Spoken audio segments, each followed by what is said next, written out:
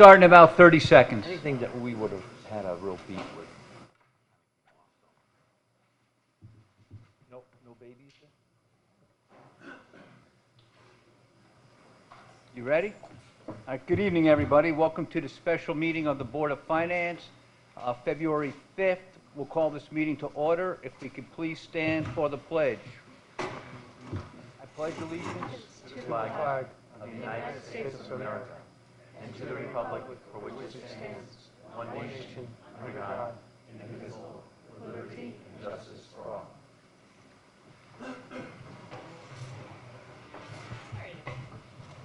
Okay, good evening, everybody. We have quite a few items in our agenda tonight. This is a night where we vote on non-recurring capital and also capital projects. And we have a few other items to review as well.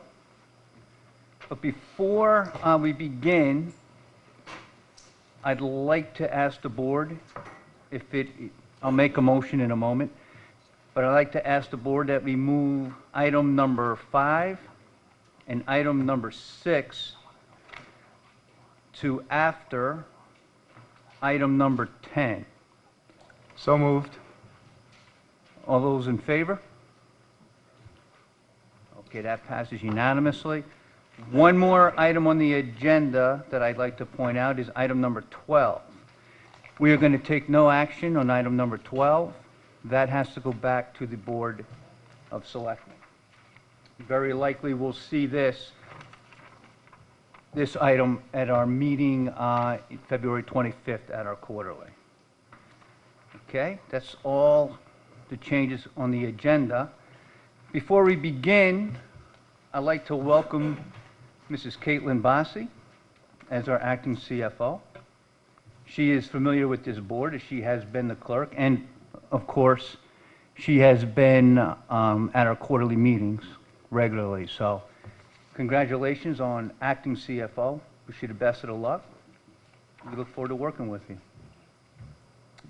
Okay, so we'll go to item number 3 on the agenda to discuss the status of the Town of Fairfield Chief Fiscal Officer and Board of Finance Clerk. So I'd like to ask the Town Attorney, Mr. James Baldwin, to come on up.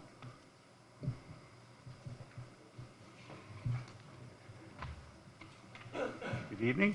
Good evening, Mr. Baldwin. Thank you for being here.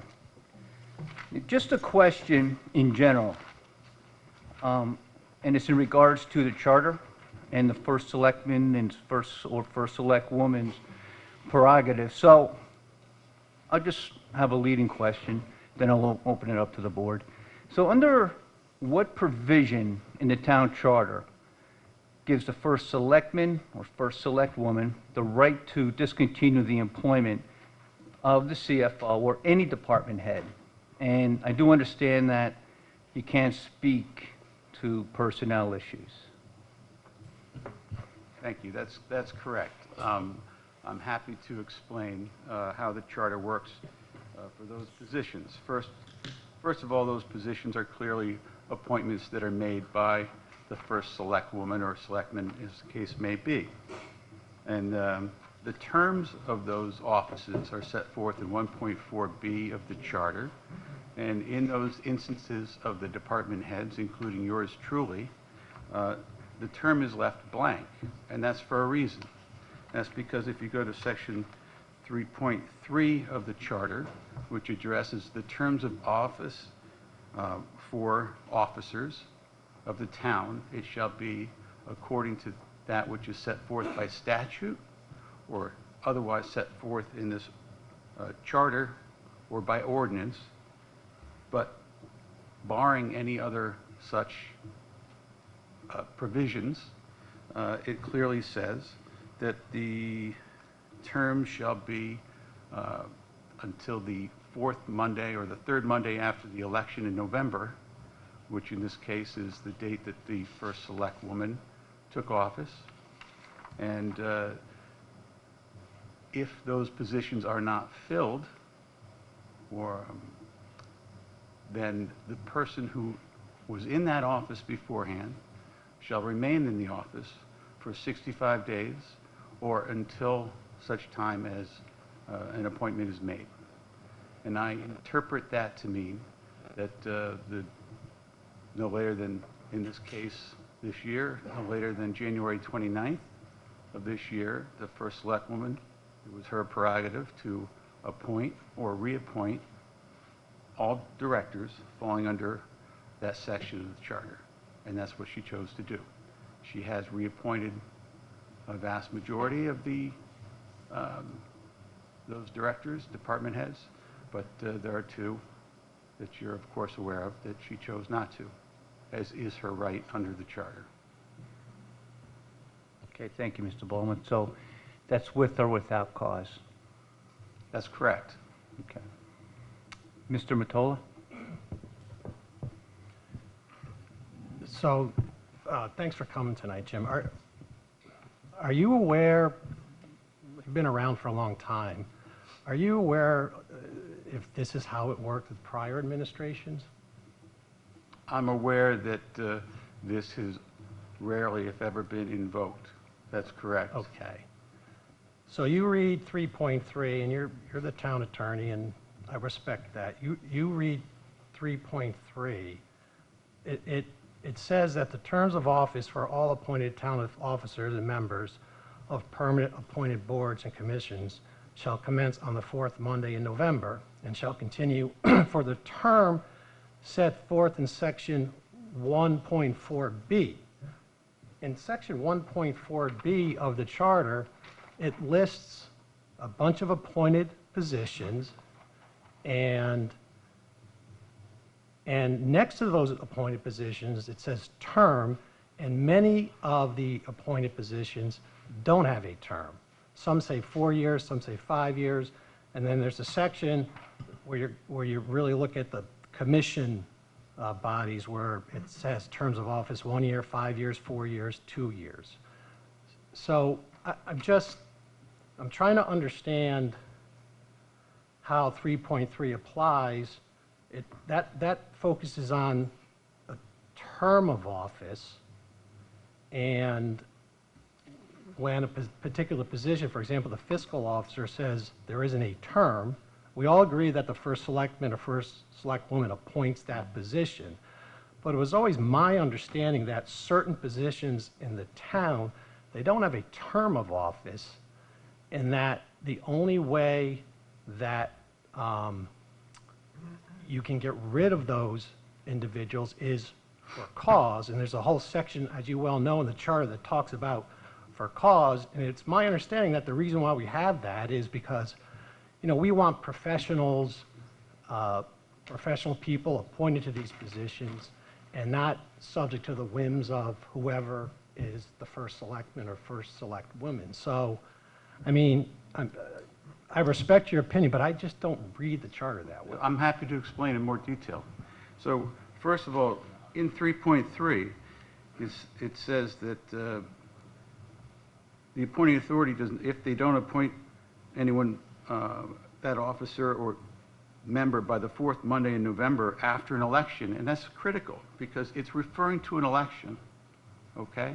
And you go back, and those terms in 1.4b are left open because the others are odd years. They're odd numbers. They're 5-year terms or 1-year term, which don't fit that definition found in 3.3. Do you see that? So that is the term, unless, as the ordinance, as 3.3 of the charter says, unless otherwise provided by ordinance or by this charter, and then those are the terms. So where it says, and then, you know, we have a big agenda, I don't want to belabor it, but when it says, the terms of office of all appointed town officers and members of permanent appointed boards and commissions shall commence on the fourth Monday in November and shall continue for the term set forth in section 1.4b. However, in the event that there is a vacancy, right, and the appointing authority does not appoint a new town officer or member by the fourth Monday in November after an election, the former appointee shall serve as a continuing town officer or member until either the appointing authority fills a vacancy or until the 65th day, 65th day. So the way I read that, that applies to when there's a vacancy. So if someone's term expires, you could argue that there's a vacancy, right?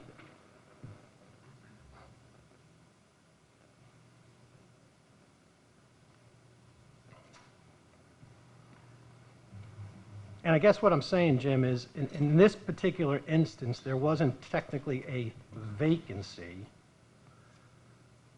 And so that's just the concern I have. And again, I don't... John, the way I listen read to it, and it makes perfect sense, is that there are vacancies in all those positions. Right. Upon the taking of office. And it's the prerogative of the chief executive officer of the town to choose positions for all those, but to choose, to appoint people to all those positions. It's just been the tradition of this town that you take the people who were there before you. But clearly, she has a prerogative to appoint a new town attorney, for example. I fall under the same. Yeah, but for a town attorney, it says that the first selectwoman can get rid of you without cause. It says that clearly. Which is significant because I think that after the 65th day, I think there's good reason to argue that those people who are in there remain in there. She could get rid of you tomorrow if she wanted to. That's right. Not that she would want to do that. I'm not That's right. saying that. But I just... So is it my understanding that for all these positions that are appointed by the first selectman or first selectwoman in this case, for example, the Director of Parks and Recreation, Director of Human Resources, the town treasurer is a little different, but the Director of Human and Social Services, that the first selectwoman has the unfettered power to appoint or reappoint these particular department heads? And if that is the case, in fact, has she done that? Within the first 65 days of office, and the answer is yes, she has done that for all Okay. positions. But you would agree, and then I'm going to move on, that this hasn't happened in our town over the last 30, 40 years, as far as you know. That's correct, but this provision hasn't been in the town charter. I think it was first put in the last revision or the one just before that. So the term of office for someone who was just appointed, let's assume for argument's sake that the first selectwoman just reappointed the Director of Parks and Recreation, has no term here on the charter. So what is that person's term now? Until the next election? Yes, Okay. And then so your logic is that the only way now that that individual can be terminated is for cause. correct. Okay. Well, that's a new take on it, and I appreciate you answering my question. I think it's consistent take. No, and I didn't mean it as a critical way. No, I didn't mean and that. I appreciate it because it has not been followed this way strictly, but I mean, if you think about it, it makes sense. It's her administration. I get it, but I think about it the other way too, is that I don't want whoever the first selectman is hiring people for political reasons who aren't qualified for the particular position. And I'm not saying that's happened here. I'm not saying that. I mean, my take is that we had Richard White for 30 years as the Director of Parks, DPW, who served under many administrations, and we had other people serve many different first selectmen and first selectwomen for years. I just have never seen it interpreted that way, and that was the question I had. So thank you for answering the question. You're welcome.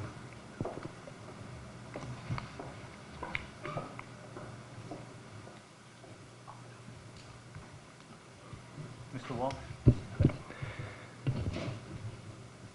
Mr. Baldwin, this isn't your first rodeo. You were town attorney 1999 to 2001, correct? That's correct. And this provision wasn't used during the Mitsopoulos administration while you were present, was it? No, I think it was considered, but it was not used. It was But considered? I'm not sure if it existed in 1999. That was my question, is when did this go into place? I know it was either the last charter revision or the one before that. And Which was the last one? Do you know that? It was 1997 off the top of my head. That's the last time we had charter revisions, 1997? There was another one at least after that, because I talked to Senator McKinney, who served on that while he was going through it. Oh, I thought it was like within the sorry. last 10 years. 2000. think that's right. 2006, yeah. They were almost 10 years apart, that's right, which is another reason why some people would say now is a good time to revisit charter. So you don't know whether it was in 2006 or the one before that, but it changed, there was a change. There was a clarification as to the 65-day holdover. That Okay. was the change. Okay. So basically, when a new first select person, I'm going to refer to the person, the job, and not the person who's sitting in the job now. But the first select person basically has control over all those positions, and for whatever reason, can basically terminate that person for whatever reason they so choose. We prefer to say that the person's not reappointed.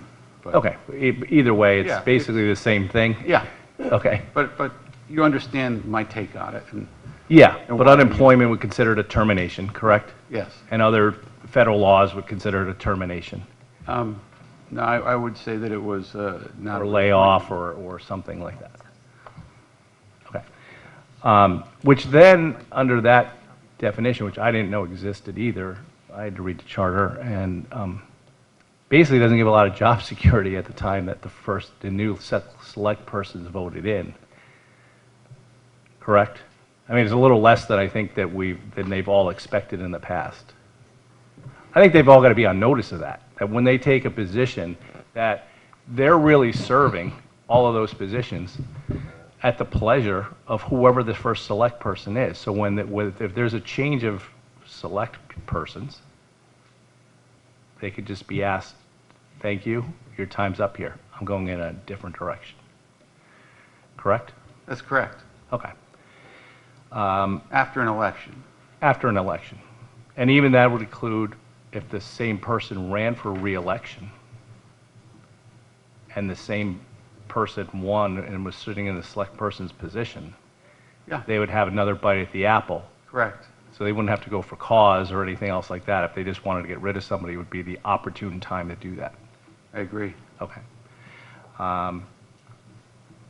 Okay, I just think that we haven't used it, and it's going to make some people worry, I think. I would also say, and this is not a question, this is kind of more of a statement, it concerned me when Mr. Tetra, who was sitting in the select person's position, made the change at the time, because I thought that Mr. Hiller was a pretty competent person at the time. And there was fear at that time when we went through that, oh, you're making the job kind of political. And I will say that seeing what just happened, we're going in a different direction, leads me more to a fear that that person's really becoming kind of like your position in a way. A new first select person comes in, they know somebody in accounting or finance, I'm going to bring my own person in. Because I've found that when you're sitting in the CFO position, I think I've noticed it more over time, that you're kind of asked to support the first select person's agenda. And there's oftentimes in politics, which I think we'd be remiss to not think that that's part of all this, that you kind of get tainted with whatever first select person you're reporting to on what their agendas are. I think the job seemed to, for years and in the past, been kind of a non-political job. There's been people who've been in that position for years in various administrations and pop back and forth. But I'll tell you, it's a little scary, at least for us, and I know I've spoken to several of my Board of Finance members, that 2 in a row, when the administration changes, so does the CFO. And I'll just tell you, that's not a question to you. That's just a general comment from somebody who's been on this board and been on the Board of Selectmen. And I don't know if that's what we want, because it's going to scare the next person who's in the seat and, not give them a lot of confidence. And I think could negatively impact who takes the job, to be honest with you. Because basically you have 4 years of job security, and then you don't have any job security after that. And that's just a comment about the process, and that's all I have to say. Thank you, Mr. Walsh. Mrs. Marmion? Thank you, and thank you for that explanation. That was very helpful. I guess I just have a general question, and this is more to our first select woman, which is a lot of people have been asking why Mr. Mayor was terminated or not reappointed. And it's a basic question, and I understand that you may not feel that you want to or need to give the people of this town or this board, frankly, an explanation. But we are concerned, as Mr. Walsh said, I'm concerned. Can you give us some perspective on your rationale? Was it because you have the right to choose your top people? Was it something more? I understand there are legal issues now going on. I don't know how much you can say, but I think people are very curious. What happened here? Can you shed any light on that? I can tell you that we had to keep this at a charter level of discussion, because getting into personnel issues, I think Mr. Mottola will agree with me, is just not appropriate. And it comes down to, it is the prerogative of the first select woman to do this, and she has her reasons, but those reasons should not be stated here.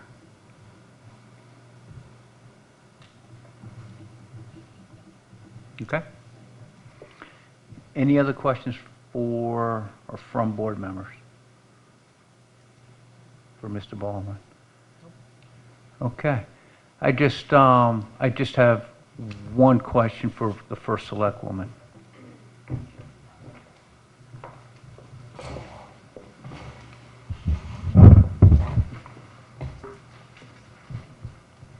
All right, thank you. Just the future plan for the CFO position. Where do we go from here? Mrs. Bossi's acting CFO. What are the next steps? The only reason I asked for this position, about this position, is how close the Board of Finance works with the CFO. So as I've shared with most of you and also in the press, which most of you probably read, is that I named Caitlin, who's been with the town for 12 years and has worked directly under the CFO, as the interim finance director. We spoke about it immediately after I did not reappoint the CFO, and we discussed the arrangement, and she's highly qualified, has worked for our town for a long time, and we decided that we would put an interim on her, and we would decide together if she enjoyed this position. So I hope you're all kind to her, because she's a very smart woman, and you don't make her stay to too many late meetings, so she won't want to do it. And we will make a reassessment at the end of the budget cycle. If she enjoys the position and I think that she did a good job, then we'll discuss that at that time. Okay, thank you. Mr. Walsh? We have worked with Caitlin, and I think most of us who have worked with her have loved working with her and found her extremely qualified. And but it raises a question, I guess, that I have as a Board of Finance member is, and Caitlin, maybe you can explain it, Brendan, maybe you can. So there's an interim, but when we were working with Caitlin as controller, she was extremely busy. And, when Mr. Mayor was here, the finance department never had enough people. Matter of fact, this board funded a position that was eventually taken away or moved to like a $60,000 stipend for special projects. How long do we go with one person doing two huge jobs? I mean, because it's not like the controller's job is not a full-time job. It's a huge job, and then it's not like we've worked with at least I've worked with two CFOs, Mr. Hiller and Mr. Mayor, and both of them were unbelievably busy as well. I mean, Mr. Mayor was working till 8 or 9 o'clock at night, sometimes he'd call you back if you placed a call to him during the day. So how long does this go on without it possibly negatively impacting the town, or something getting missed or something not getting done? Because it's both jobs are huge jobs. So, I can take this. Okay. For the past few weeks, it's almost like he's been on vacation, right? yeah, It's I understand you could do it for 2 weeks or 3 weeks. Yep, been- yep, Oh, my God. Yep. So our first priority right now is the budget. yep. So we're doing the budget. We also, obviously, as you guys know, we have the quarterly coming up. I did secure some part-time help to help me with the quarterly, and as you know, is agenda item number 4 is a refunding. Mhm. So in the midst of all of this, there's now the savings opportunity that clearly we can't say no to. So I have a part-timer coming in to help with some of my backfill positions. Frankly, I did a lot of the operational stuff in the department for the past 12 years anyway. So the operational day-to-day stuff is not changing. Mhm. So that's what we're focusing on now till May or June, and then we're gonna discuss it again. Yeah, but let's just put it this way. You're now taking over the budget, correct? I'm helping with the budget. You're helping with the Linda Gardner's been budget. there You're 30 acting like years. Bob Mayer with the budget. Right, Linda's, luckily, she's been there 30 years. Yep. She has the knowledge to basically get us through what she's always gets us through. Yep. It just seems like a huge process, the budget. Managing, obviously Linda does the spreadsheets and does the budget itself and whatever, but both last CFOs, when they were involved with the budget, especially during budget season, it was a huge commitment, especially responding to requests for documents and stuff like that, and spreadsheets and things like that. It just seems like a lot of work, and you did not seem like the kind of person that had a lot of free time. No, it is a lot of work, and the Yeah. person that I've secured to part-time help out is a former CFO at another municipality who just retired. Okay. So he has extensive experience, especially with the refunding piece, with the quarterly piece, and I'm running ideas off him whenever I want. Anyway, so he's there, he's helping. I'm doing the budget pieces of it. Like I said, Linda Gardner has it pretty much down. It's been a lot of the same spreadsheets, the follow-up documents, as in years past. Brendan's been sitting with the department head so far. So clearly, that's the stage we're at right now. Okay. I'm going to step in with the budget when that whole first selectman piece is done. Clearly, we have Tom Bremer there as well, so it's not like I'm out on an island on my own. There's resources. Okay. So nothing's falling through the cracks. Everything's going to be fine. No, and again, it's been 2 weeks. Yeah. It's like he's away. Yeah, So- and I know everybody can make things happen for 2 weeks, 3 weeks, but at a certain point, Well, again, I was doing a lot of the day-to-day yeah, operational stuff. yeah, no, I So, understand that. Between that, Connie stepping up a little bit, I mean, our whole department has chipped in. We have a part-timer. Nothing's, going to fall through the cracks. We're going to get through the budgeting cycle. Come May or June, we're going to revisit them. Okay, thank you. Good? Yes.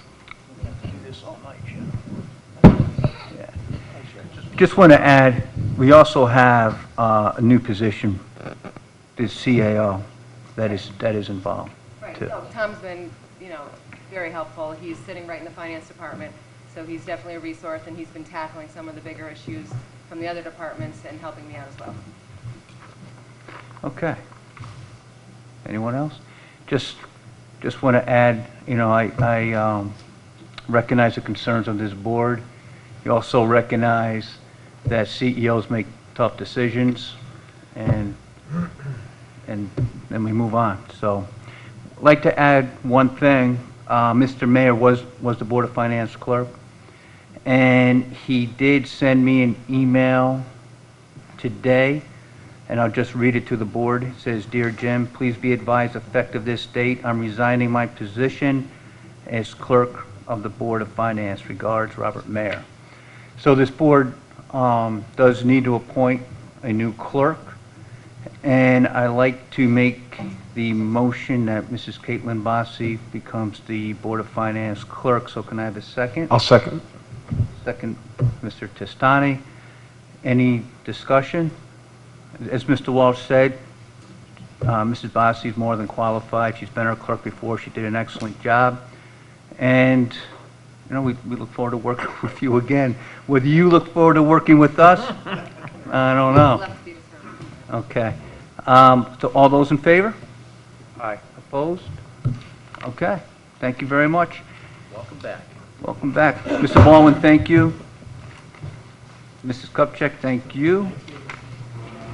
Okay, we're going to move on to the rest of our agenda. We're going to go to item number 4. To hear, consider, and act upon the following bond resolution as recommended by the Board of Selectmen, entitled Resolution Authorizing Appropriation of $22 million to refund certain of the town's outstanding bonds and authorizing the issuance of refunding bonds to finance such appropriation, consisting of 2 pages, a copy of which is attached here too. So can I have a motion to put this before us? Mr. DeWitt, seconded by Mr. Mottola. So this motion is now before us. Mrs. Bassi, I'm going to turn it to you to review this with us. Okay. As the resolution states, there's up to $22 million you guys are authorizing us to refund. It's a 2012 bond issuance. We're estimating the net present value of the savings is about $1.2 million. We are not extending the life of the bond, so basically the final maturity is 2032. So you take the savings basically over the next 10 years. The average interest rate on the bond was 3.2. We think now we can get it down to like 2. Okay, excellent. Savings of 1.2. I don't think your microphone is working too well, but I don't know if we can fix that, or maybe take the other one. That one's definitely working. So it's a savings of 1.2 million, so we appreciate your work on that. Are there any questions? Mrs. Leclerc? So in the past, we had received like some kind of financial analysis, but all I see is the bond resolution here. So have you gone that far, that you've reviewed numbers?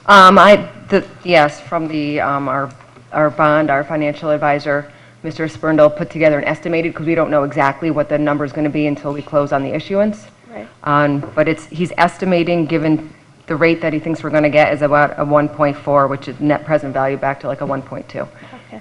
And so if we do this bond refunding, there's no additional risk that, because the original issue bonds still exist, correct? Correct. And that's Straightforward, not extending anything. It's a 90-day escrow. It's essentially a win-win. okay. Thank you. Thank you, Mrs. Leclerc. Mr. Bateson? Yeah, thank you. I'm more concerned about debt service. Does this impact anything on debt service? It will make it favorable depending on how we spread this 1.2 over the next 10 years, so 120,000 a year, I'm just approximating.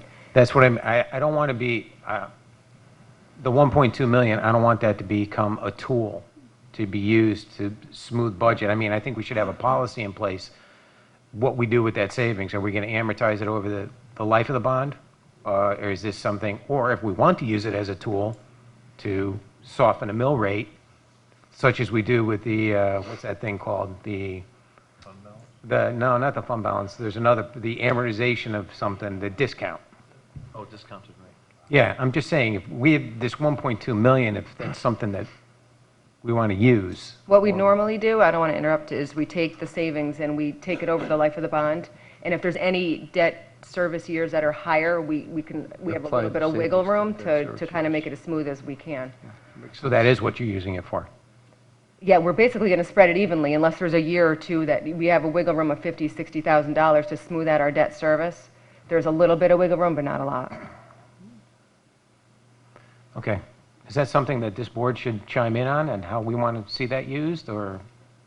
I think it's something we can take a look at each budget season. Can we not do that? Well, if this issuance, it's going to be structured in such a way that, Okay, so it's I mean, set.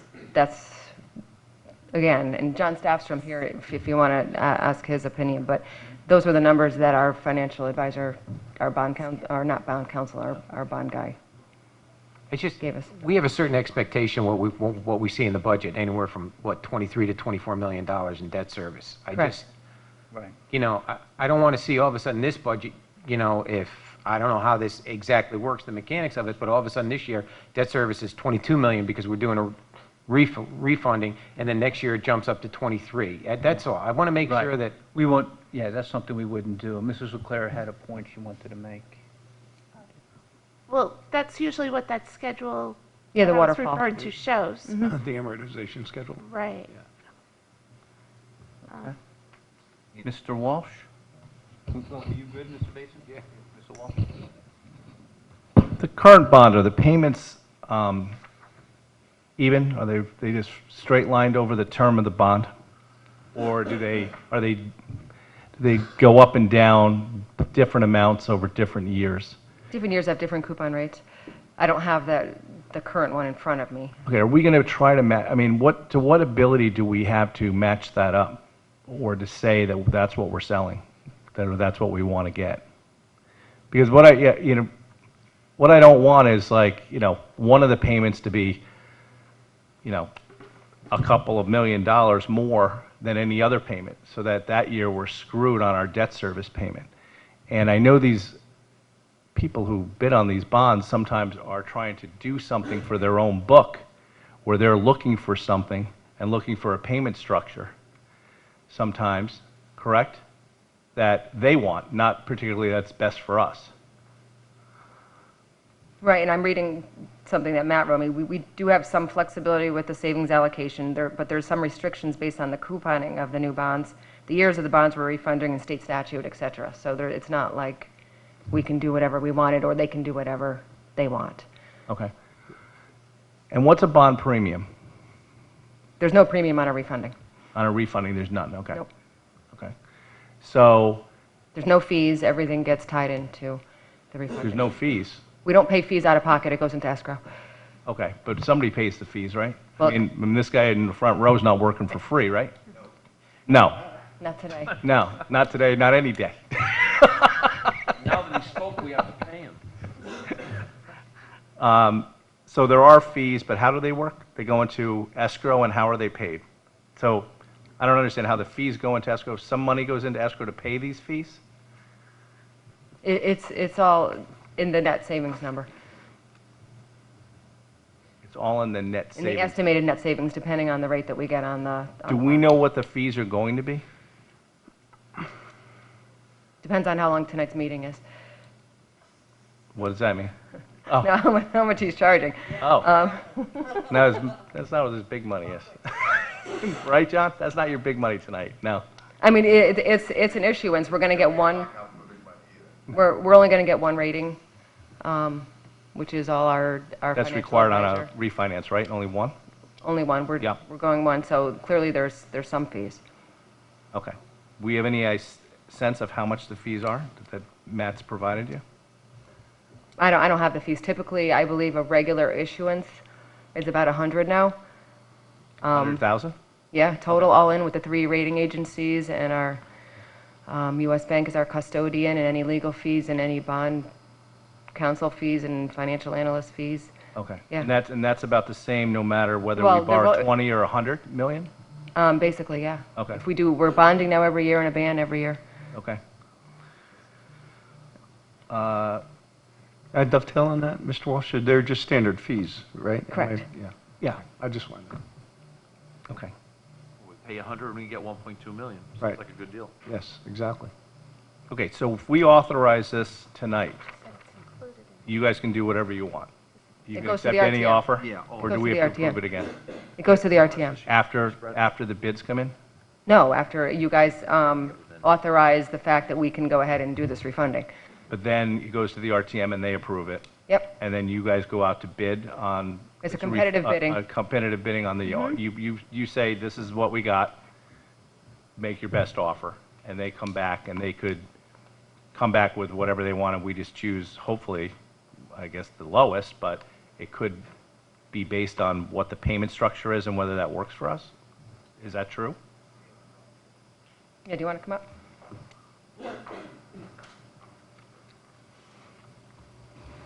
For those of you who don't know me, I'm John Staffson from Pullman Cumley. We're the town's bond counsel. I wanted to add one other point that Caitlin didn't make, which is important, is that she suggested the present value of savings is 1.2 million. That actually equates to about 6%. That's what? actually equates to about a 6% present value savings. Okay. Which is significant. The guideline from the Government Finance Officers Association is that you look at a refunding if you get 2 or 3%. So 6% is a very significant savings here. As far as the sale, what the resolution does is it does delegate to the Board of Selectmen, the Treasurer, and the Fiscal Officer sort of some parameters, sort of some ability to set sort of the amortization rates, the various things you're talking about as to how the debt service will be structured. That obviously is going to be structured. I think Caitlin suggested that the current thinking is to structure it so that it's pretty much a level debt service payment. But obviously some of that is back and forth with your financial advisor, depending upon what the market is going to be receptive to, depending upon is the market looking for your short-term bonds or long-term bonds, and where can you get the best savings so the structuring on a refunding will probably change somewhat even up until the day of the pricing, because obviously a refunding is all bonds are interest rate sensitive, but a refunding is even more interest rate sensitive if you're trying to maximize your savings. Okay. But for the Board of Finance, the reason we ask these questions is because we got a budget and we got to try to hold tax rates at certain levels and things like that. So that's, I guess that's kind of why we're asking the questions. Like, we wouldn't want 98% of the payments to be made over the first 2 years. No, exactly. And then 2% to be spread over the remaining time. No, exactly. Trust me, we've had some clients that do that. Yeah. I think what I heard Caitlin say is the current thinking is to smooth this out as much as possible. Although if you have spikes in your debt service over the next 13 years, where it was $200,000 higher now, you might want to try to put some of the savings in. Without a doubt. Yeah. Okay. And we can pretty much spread that out, or wherever we want to do that, spread that out, or is that more based on the investor who's kind of coming in to It's sort of based on what it's based on what the market is likely to be receptive to. At that point in time, are people looking for your 3-year bonds or your 13-year bonds? And so there's some back and forth with the financial advisor on that. No, because in the past, when we've had these before us we've been like, well, why do we not pay a lot for the first 3 years? Because it almost looks like we're doing it to have taxes be low just for the 3 years. And we've been told, well, that investor or bank or whoever it is, that's what they wanted. That's what their appetite was. That's what their appetite is, and you're also trying to match the interest rate with the current interest rate to get the most savings, depending on what people are looking for. So there's a little bit of science to this. Okay. All right. Not science, by the way, that Caitlin or I are going to do. We'll just sign off on it legally and financially. Thanks, John, and thanks, Caitlin. I'll go to Mrs. Leclerc. Okay. So can we be comfortable that in any given year, the payment won't increase for the debt? So when we restructure this, we want to at least keep the payment we have or lower it. We don't want any of the payments to go up? Right, we wouldn't, you're saying negatively impact? Yeah, so when you reallocate what debt is due when, I wouldn't want to see like some years go up and some years go down. That's all. Okay. So I mean, I don't want to be pushed off later if we were currently going to pay something. I think the contemplated structure that we've seen, Caitlin, which is tentative, but the contemplated structure is that every year there would be some reduction in the debt service, because obviously you're spreading $1.2 million over, 1.4 million present value, 1.2 over the 13 years. That's what I'd like to see, yes. Mr. Bateson? Yeah, thank you. To Mr. Walsh, that's exactly the point. I was looking at this discussion of how we're going to handle principal payments down the road, because now that we've gotten into the conversation, to refresh my memory, that several years ago when we did this, there was a blip. After we did one of the refunding, it was like 3 years, everything's great, and then 4th year, boom, it popped up. Where did that come from? It came from a refunding. So even though we don't have any power over this because it goes to the bond committee, I would urge the bond committee we know you want to get the best deal we can, but don't sell us short in premium in how we're going to service the debt years down the road by building in bumps. I understand we have to hear the market makers and it's them dictating, and some people will pay more to structure a payment the certain way they want. But I would like to encourage the bond committee to look at the, don't go for the interest rate, go for that it suits our cash flow at the same time. So this was a good conversation. Yeah, good. Thank you, Mr. Basin. Okay, so good points. Are there any other discussion? Okay. So this motion is before us. All those in favor? Opposed? It is unanimous. Okay, so we're going to go to item number 7 as we moved 5 and 6. Mrs. LeClaire? Before we move on, can we request that they report back to us once the refunding is done? Mrs. Bossi? I mean, I could send you the final debt schedule if you want, so you could see all the payments by years. That would be great. Thank you. All right, thank you. Before we move on, okay, this is going to sound ridiculous, but I do want to thank the person that got us these microphones, because as of this morning, we were having one microphone. Yes, and I called Jennifer Carpenter. She got someone at the Board of Ed, and we came in, and here we are. Nope, I like these microphones, so it worked out great. So whoever did that, thank you. Okay, I'm going to go to item number 7. To hear, consider, and adopt a bond resolution as recommended by the Board of Selectmen entitled A Resolution of Appropriating $600,000 for the costs of a certain non-recurring capital projects and authorizing the issuance of bonds to finance such appropriation. So we have the bonding resolution. We have the backup. These are 10 years, right? 10-year bonds. We also have exhibit number 1. And exhibit number 1 gives us the details of the 10-year bonds, 20-year bonds, and it lists them as the IT land use and permitting inspection system for $100,000, golf course renovation for $100,000, and the cooling tower replacement project for the Roger Ludlow Middle School for $400,000. And then we'll take a look at Exhibit 2, just so you have it. And on the right-hand side, we had a capital planning workshop where we reviewed the majority of the items before us. That's over on the right, and there are changes of the non-recurring capital as of 2/5 is on the left, and in the bottom there gives a difference.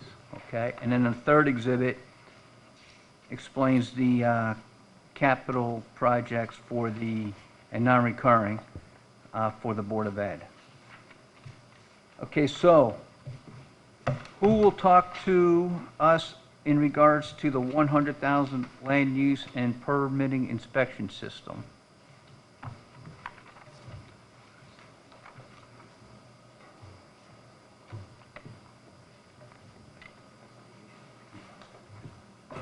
Good evening, thank you. Good evening.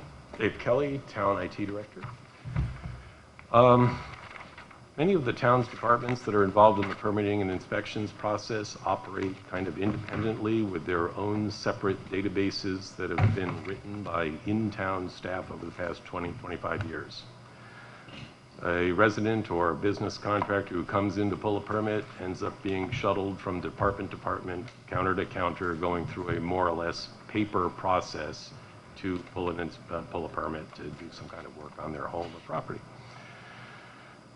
This proposal is for a system to combine all of the various databases and software packages in use by the Building Department, Conservation Department, Planning and Zoning Department, Health Department, Fire Marshal's Office, and Sewer Department and Engineering into one centralized online system where residents and contractors can apply for a permit online, begin the application process, upload required documents electronically, and be kept up to date of the status of their permit as it works its way through the permitting process.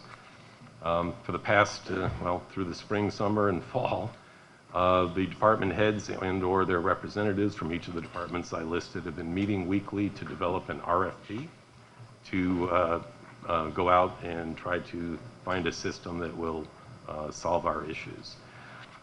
We have just turned that RFP over to the purchasing department last week, and they are now working on getting it out, hopefully by mid-February, later in February. The numbers in the 14 points are round numbers based on presentations and some quotations given to us by vendors that we've had a few presentations just to get an idea of what was possible and what's available in the market.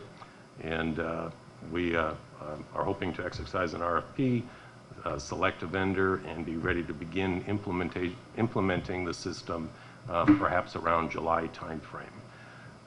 Speaking with other towns that have done this, the process of getting the system fully up and running is approximately a year-long process.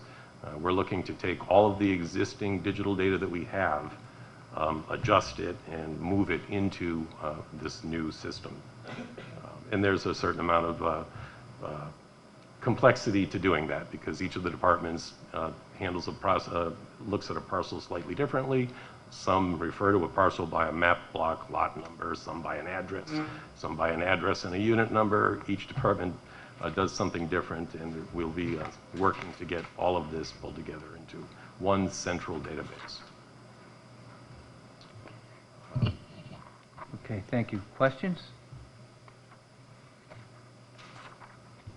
Yep, no, Mr. Charlton, go ahead. Thank you.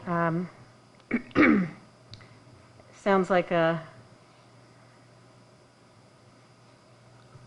something that's long overdue, so I'm glad to hear that we're doing this. I just had a question. I don't know if we deal with this now or from the perspective of the bond resolution, but the $100,000 includes annual maintenance costs. So I guess my question is, well, we'll really have two questions. One, why would we bond for annual maintenance costs that would typically be included in our operating budget? And a broader question, I guess $100,000 philosophically, why would we bond for that given where we stand this year in our budget? I think we had our first quarterly review and we were $1 million or so favorable in terms of our budget. So it seems to me that, a relatively small capital project of this size could fit within the construct of that, that amount. And even if we did decide to bond for it, it doesn't seem appropriate to put the annual maintenance costs as part of the capital request. So I don't know if that's a statement or a question, but your thoughts on that? Well, I look at this as a major town-wide system, an enterprise system that's going to serve a lot of departments. We may indeed have to pay the annual cost in addition to the implementation cost during the implementation year, and that will be over and above what we currently pay for some existing commercial software that's in use. So there's going to be a year of overlap where we have to maintain the old systems as well as set up the new systems. Generally speaking, in a project like this, we kind of look at the entire cost of getting the project done as the purchase price of a system. So I think it's looked at as we're not paying for a year of usefulness of the system. We're paying because the vendor has to spin up servers in the cloud to support our migration effort over a period of a year. Okay. And I could respond to our bonding policy as it stands today is we bond anything from $100,000 up to $1 million in the capital non-recurring. So that's our current policy. So hence it coming before you on the non-recurring schedule. Yeah. And I don't, go ahead. Do you have? No, please finish. Yeah, I'm not familiar with the history. I think, have we always followed that policy? Again, part of my question is it's a relatively small amount given where we are, and particularly because the $100,000 does in fact include annual operating costs. That's why I question I it. think we're trying to follow it, Yes, sir. so hence it No. coming before you here. We do, we follow it closely. Okay. Plus, this is this is just to get this started, correct? Yes. Right, and the cost, what do you think the total cost will end up being? Any idea? Well, again, we haven't actually exercised the RFP yet, so Right, we so- don't have a formal quote, but we're making an estimate based on a quote that we have received from a vendor. We expect it to be roughly $100,000, including purchasing some equipment that would be required to support the new system. And then in future years, we kind of expect to use the existing funding level that we have now for the existing commercial products to pay the annual maintenance cost going forward for the system. Yeah. All right, thank you. Mr. DeWitt, do you have a question? Well, I just want to follow up on what Mr. Charlton said. So when I first saw this came through the Board of Selectmen 2 weeks ago or so, I spoke to Mr. Bremer. I'm like, this is software. We're not going to bond this, but it's really infrastructure more than it's software, right? And that's why I kind of came to peace with it, because we've bonded in the past for an infrastructure, but not for just a software package, if you will. And I think, and I had the same thought about the maintenance, but I think we could say, suffices to say that maintenance going forward after this would be coming out of your budget. Is that correct? Correct. Yes. So, I mean, I would be okay based on those 2 points, but, I mean, those are valid points. Mrs. Leclerc? Oh, well, I guess I was going to question exactly what Chris was talking about, is because to me looks like software. So can you explain what exactly this is? We're buying into a system as software as a service is our intention. It'll be a cloud-based system, kind of like Munis. We have Munis now. Munis is a financial system that does payroll, HR, and finance. This is going to be a system that's going to solve or take on a lot of the business needs of several departments in town. So we're not buying a software license. Ultimately, after the implementation, we're going to be renting software in the cloud. But there's implementation costs and services from the vendor. You see them in the 14 point saying, I included one of the quotations from a prospective vendor that we expect will bid on the project. Plus, there will be some equipment, some large format scanners for the public to have access to, as well as the departments, perhaps some large screen monitors so that they can review electronic plans, things like that. So we're just kind of making an estimate. It's a combination of equipment, a combination of implementation, and yes, there is the first year's cost of running the system. Okay. But to get to 100,000, you're including the 25,000 of the annual fee? Yes. For the first year. Yes. That was my point. But if we didn't include that, then it wouldn't meet the 100,000. As an individual project, it wouldn't meet the 100,000 baseline. It's not the total project. This is the first phase of a project. Well, this is It's the first year. It's to get the system up and running. And then in the next year, we hopefully be fully running everywhere, and that's when we go to maintenance mode from year to year. And what is the annual maintenance mode going to cost us? Based on that quote, at that estimate from one vendor, it's roughly $25,000 a year, which is approximately what we're currently paying for 2 commercial software packages that are in use by the building department. Okay. But we'll be running double systems for a full year?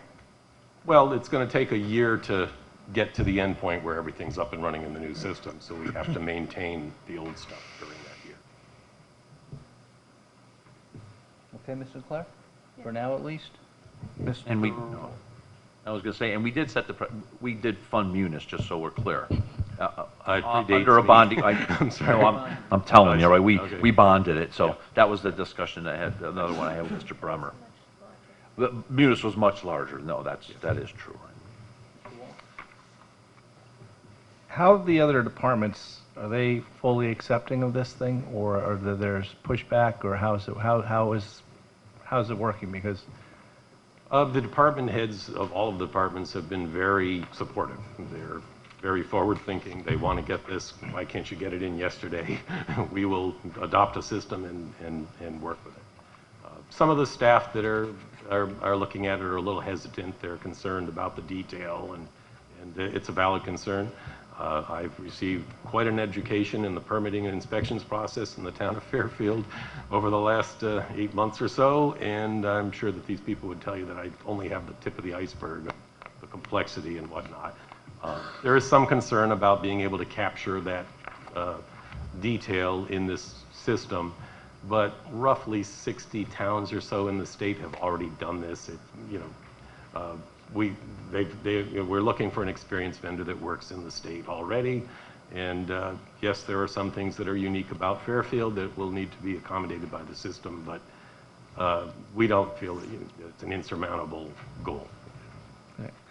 Because with clients of mine, I've used a couple of towns that have systems similar to this. And I will tell you, it's been one of the most frustrating experiences. I had one, I'm not going to name the town, so I don't have a problem working there in the future, but I actually brought in our old building inspector, Jim Gillerin, who has a consulting business that he helps people with getting building permits. And it was pretty straightforward from the beginning.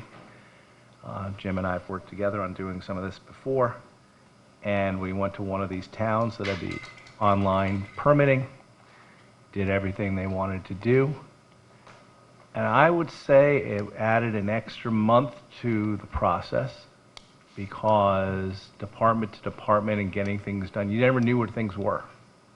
You were supposed to hear back. We weren't hearing back. In an electronic system? In an electronic system, we were not hearing back on where that permit stood at a specific period of time, like whether conservation had it, whether a specific person in the building department had it. So it appeared for weeks until we both, first Jim was frustrated and he went up there. And then my client had to pay my hourly fee for us to basically go in there and go into the first select person's office to actually get the first select person to come down and try to find the actual file. Because regardless of whether some of this stuff is digital, there's still a file. That's one of the issues that I've seen with the process, and I hope we do not have the same growing pains because our residents won't really do well with that, I don't think. Well, one of the 600 requirements in our RFP are that anyone be able to log in and look at the exact status of their permit at any time. Okay. So I'm not sure, I mean, we're not going to select a vendor where we can't go in and know exactly where a permit is. In fact, we expect in some types of permitting situations that the workflow in town may diverge and go to two departments simultaneously, so that two departments might be looking at their piece of the permit at the same time, as long as one isn't dependent on the other. But someone should be able to log into their online account and see that, yes, the health department has it, they're looking at the sewer plan, and the fire marshal's looking at it because there's an underground tank near that kind of thing. So that is something that we've requested as part of our RFP, and we'll be evaluating vendor responses based on their ability to do that. Okay. Jim, if I could just jump in Yep. for a second. Obviously, we're in the trades. My husband and I own heating and air conditioning company. I've pulled permits all along Fairfield County for 30 years. And I have had awesome experience with online permitting. It completely streamlines the process. I'm amazed we are one of the few towns in Fairfield County that doesn't have it.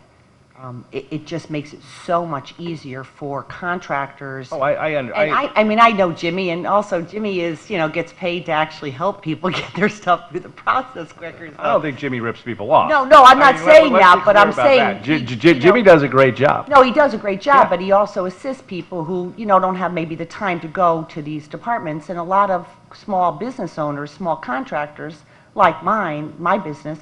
It's really frustrating for them to stand there every morning at least waiting it's just terrible. Then going from this department and waiting in line and waiting for this department, it slows their ability.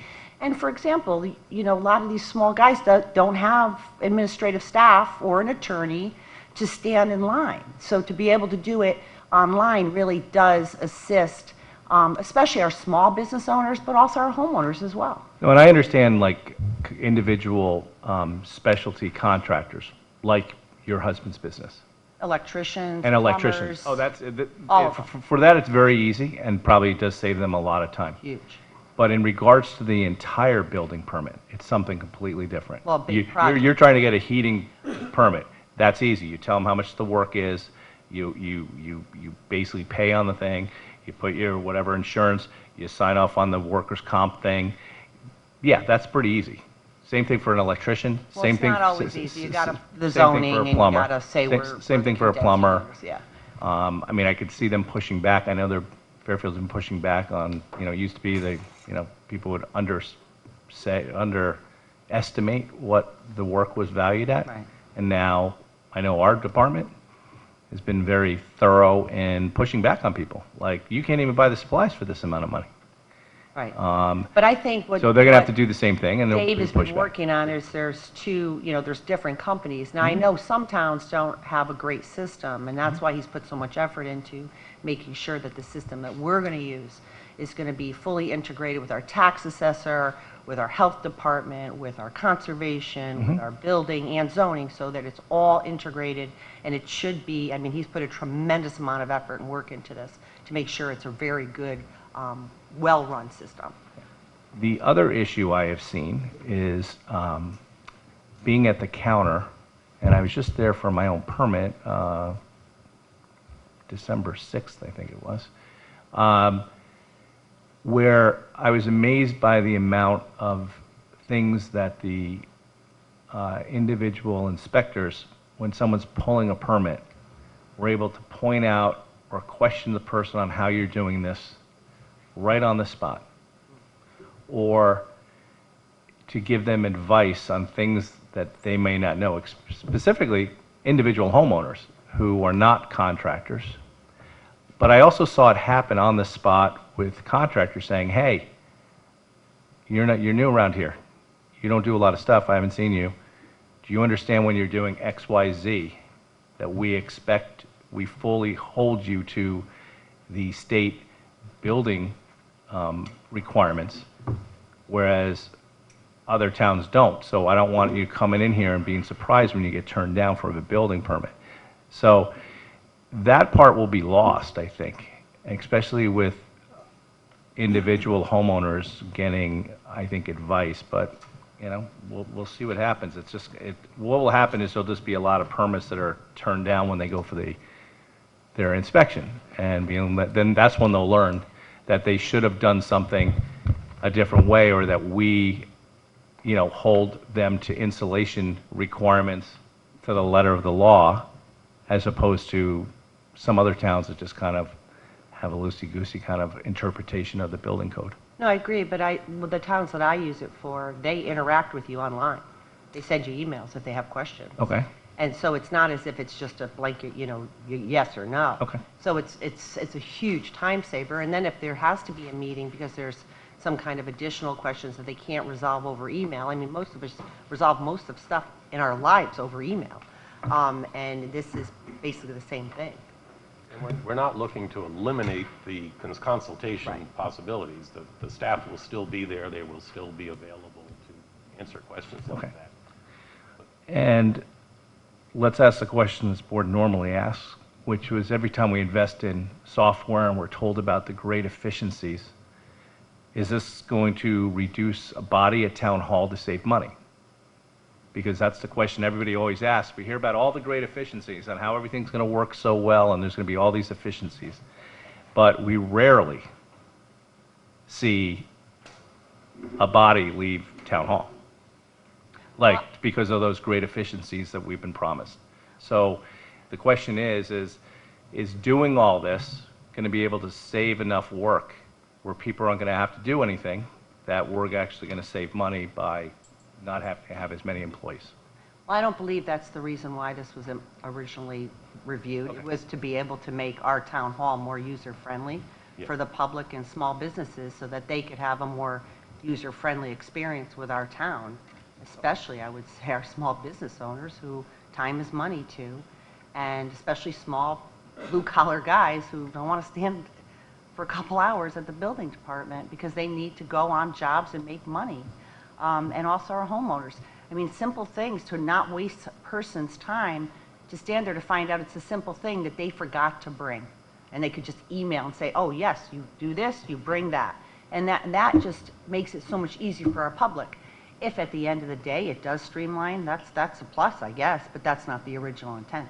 That's not the intent at all. So you're not trying to sell that at all. You That there's no efficiencies in regards to the work process in town hall that'll gain us any I guess we won't savings. know it until, we're implementing it, but I think the intent is for user-friendly government. Okay. You won't see a point in my 14 points saying that. No, I didn't.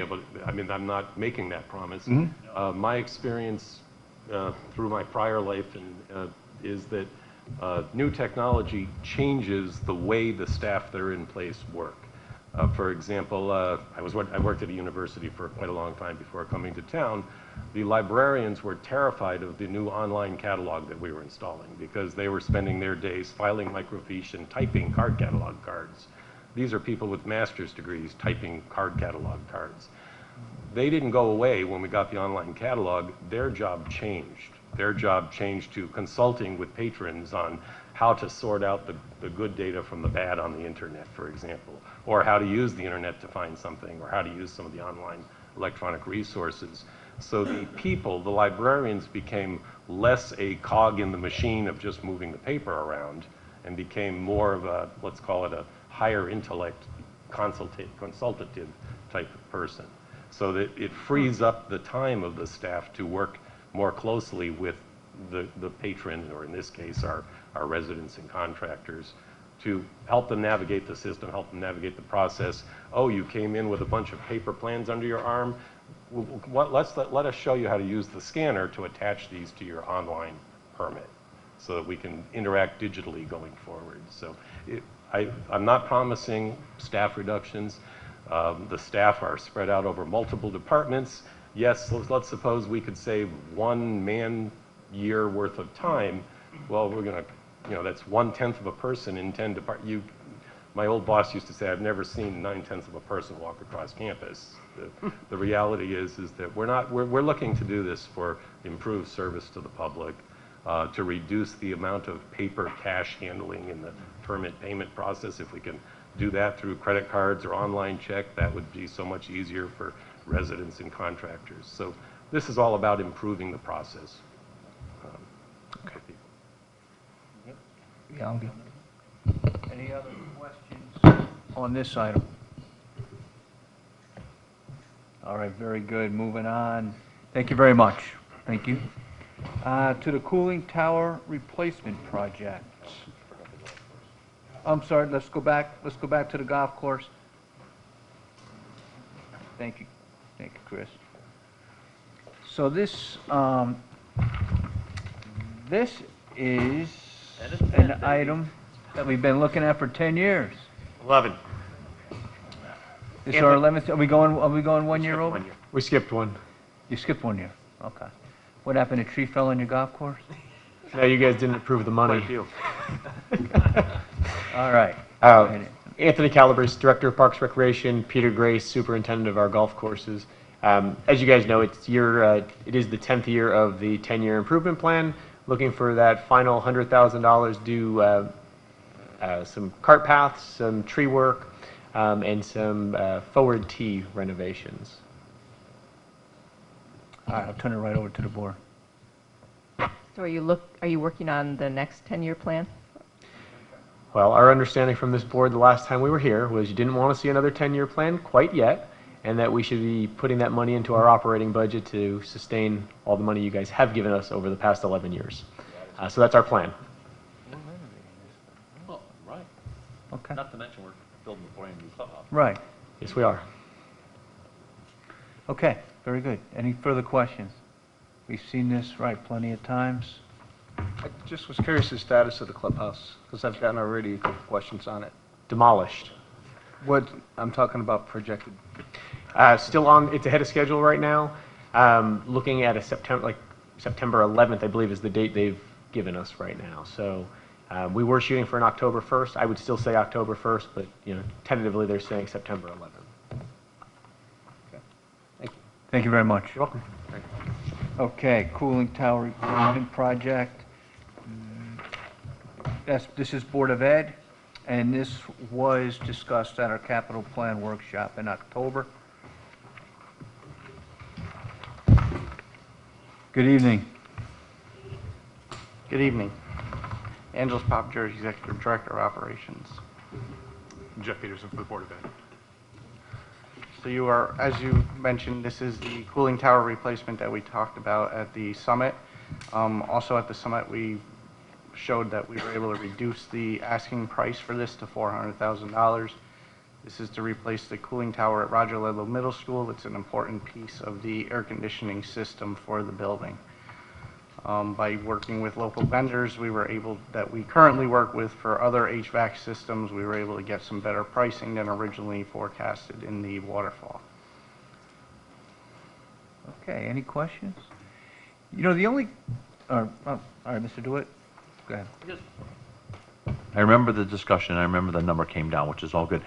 The one thing that I didn't remember discussing was why we think this is a 10-year piece of equipment and not a 20-year piece of equipment. Working with our engineers, they were the ones that made the recommendation to put it as a 10-year project or bonding project. The last cooling tower didn't last as long as anticipated for some reasons that we've identified and are working to replace and repair at the same time as this new cooling tower. So we hope to get longer out of it, but we didn't want to be bonding something that failed before the end of the bond. I mean, it's fully within our bonding policy, so that's good, so, but that's the right answer. Thank you. Mr. Bateson? How many cooling towers are there? There is one cooling tower for the school. In the service, and that's the one we're replacing, it That's services the whole school? Correct. Okay, thank you. What is the reason why it didn't last as long as you thought it would? One of the biggest concerns that was identified by the engineering contractor that came out is that when the school was built, it was an attempt to hide the cooling tower because it's right next to the auditorium. Yeah. So evergreen trees were planted. So the sap from the evergreen trees sitting on the metal is causing rust spots, which is making it leak and not live up to the life expectation of it. That was one of the reasons. The other reason is a better treatment system that we're using now is removing interior rust from our systems, which is causing some of the older systems that kind of relied on that rust to hold it together is kind of loosening up. So we're improving the way we run them, but at the same time, it's causing some detriment to some of the equipment. And how are you going to make this not happen on the next one? Are you going to move the unit to a different location, or are you going to cut the trees down? We are planning to remove the trees and screen it with more of a fence line, higher fence than the actual trees, or maybe even some other types of trees other than evergreens. Mm-hmm. Okay. Thank you. Any further questions? All right, thank you very much. Okay, I have to read this again so we can put the motion on the table. I went on reading other things. I'll just read it real quick. Then we have to vote on that. It's just this little section. To hear, consider, and adopt a bond resolution as recommended by the Board of Selectmen entitled a resolution appropriating $600,000 for the cost of certain non-recurring capital projects and authorizing the issuance of bonds to finance such appropriation. Can I have a motion, Mr. DeWitt, and second, Mr. Mottola? Is there any further discussion? Seeing none, all those in favor? Opposed? Okay, that passes. Okay, item number 8. This is for 20-year bonds. To hear, consider, and adopt the bond resolution as recommended by the Board of Selectmen entitled a resolution appropriating $3,214,000 for the cost of a certain non-recurring capital projects and authorizing the issuance of bonds to finance such appropriation. Can I have a motion to put this before us? It's Mr. DeWitt, seconded by Mrs. Charlton. This is before us, so the first item now. If we go to Exhibit 2, we have Exhibit 1 in front of us. If we go to Exhibit 2, we could see the projects that we did discuss back in October. Doesn't mean we can't ask more questions now. Just remember, we did take a look at these a few months ago. So the first item is a transfer station renovation. Just ask the board if there's any questions on the transfer station renovation. If so, we'll bring somebody up.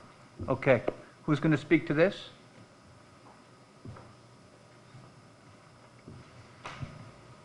Mr. Charlton, go ahead. Brian Carey, Conservation Director, Interim Public Works Director for the town of Fairfield. Hi, Brian. I might have missed it, but is there was there an estimate of the cost provided in here? I mean, I see the 250, but I think it said there was the reliability of that estimate was a 6, and I couldn't figure out how the number was built up. So basically, we have gone out for a request for qualifications for qualified architects for several projects in town. And the idea was behind this was there's a general need for a multitude of projects down at the transfer station. So the idea was to bring in an architect and develop a feasibility or a facility plan that we could bring back over a 3 to 5 year time frame. And looking at previous quotes that we'd had for similar size projects, we thought that, you know, between $30,000 and $50,000 to develop that type of plan with bids that could be put out for the most immediate issues that are down there at the transfer station, including the doors and the roof and things like that. There's a issue with the drainage that we need to resolve immediately. So the idea is to come back, put a plan together, address some of the immediate needs, and then in next year have a long-term plan to go forward and fund some of the issues over a period of time. So this says, so the amount in here for the construction estimate is $200,000. Does that just mean you're going to do the highest priority projects that $200,000 gets you? That's right. So there's probably 5 or 6 things that need to be done almost immediately. The roof, the bay doors, there's some drainage issues that need to be resolved, and then general maintenance of the facility. There's a stairway that needs to be repaired, bathroom upgrades, things like that. Okay, thank you. Mr. Bateson? Thank you. So the $250,000, 30,000 of it is engineering, and then you're anticipating that we're going to remedy some of those hot point issues that you just identified with this 250. Immediately is the goal. So what we've done in the past with professional services is basically asked for proposals from one company. We've actually went out to bid to shortlist 4 firms, 3 or 4 firms, and then we'll send proposals out to those 3 or 4 firms for a scope of work, basically asking for a facility plan, and then 2 or 3 projects and the cost to basically design and bid those projects out. So this can be done almost immediately once we get the funding in place. Okay. Thank you. Mr. Testani? Hey, Brian, I'm just curious. In your proposed budget breakdown, the reliability of cost estimate, you say on a scale of 0 to 10, the reliability of the estimate is at a 6.0. So can you help me to understand that? How did you arrive at that number? Why is it at a 6.0 out of a possible 10? Could we? So in the past, people have put 9 in here. This has always been a sticking point. And I'll tell you right now, I could put a 5 there, I could put a 2 there. The point of the matter is I know there's at least $250,000 of work that could be done there today. The question is, there's more than $250,000 worth of work that needs to be done there today. I want to be able to plan that work out over a period of time. There's critical needs at the facility, but there's work that needs to be done there over the next several years.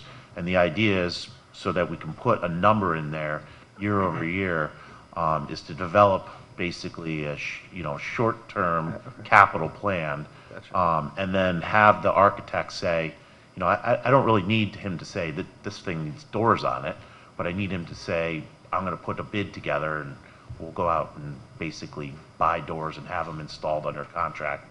And we do have quotes for that part of it, but for a long-term, for the long term of the transfer station, it should be looked at, based on the flow of the site itself, and maybe there's some ways of changing things around down there that can make things run a little smoother. Okay.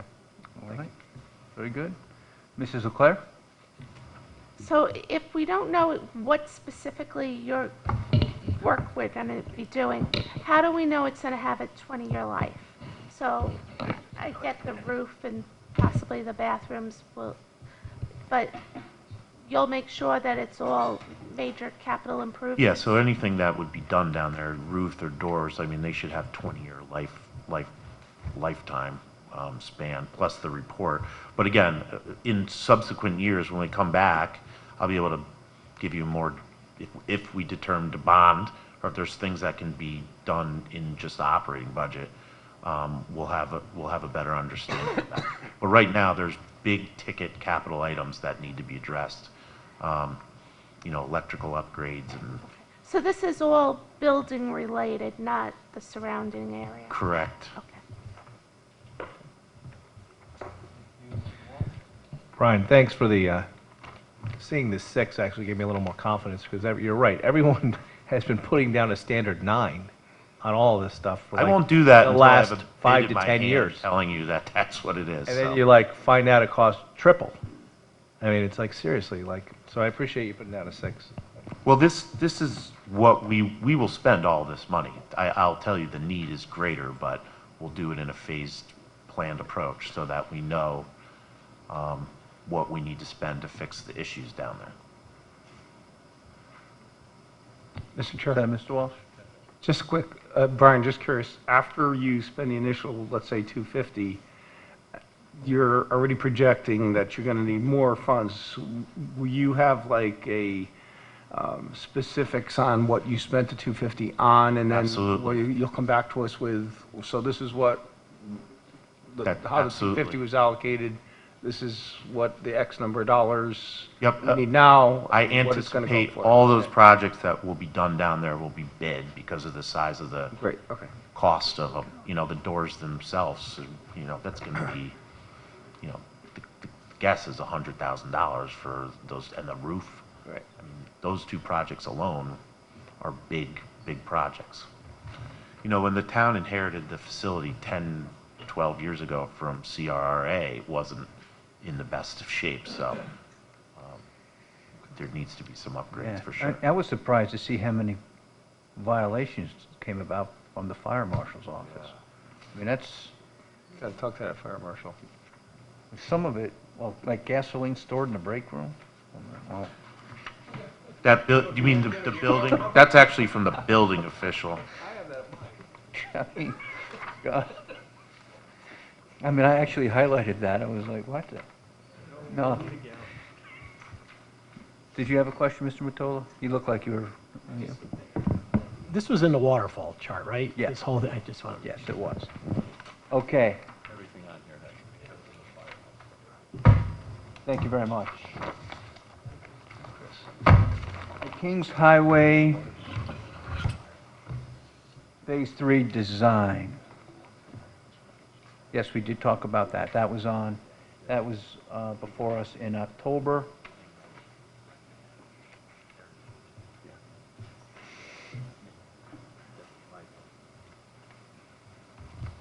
Welcome, thank you. Thank you.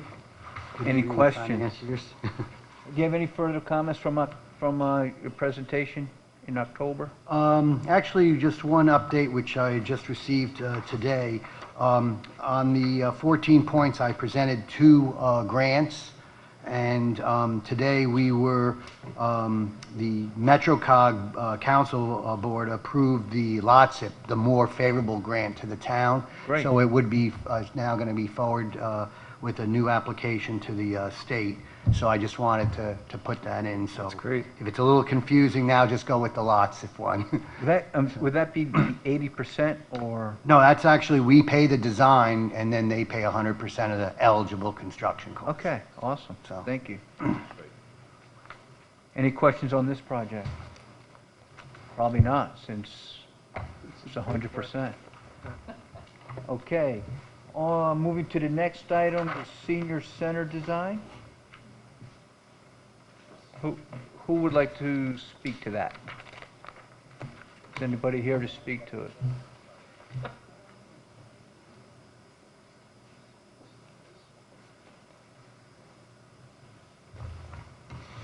Ryan Carey again.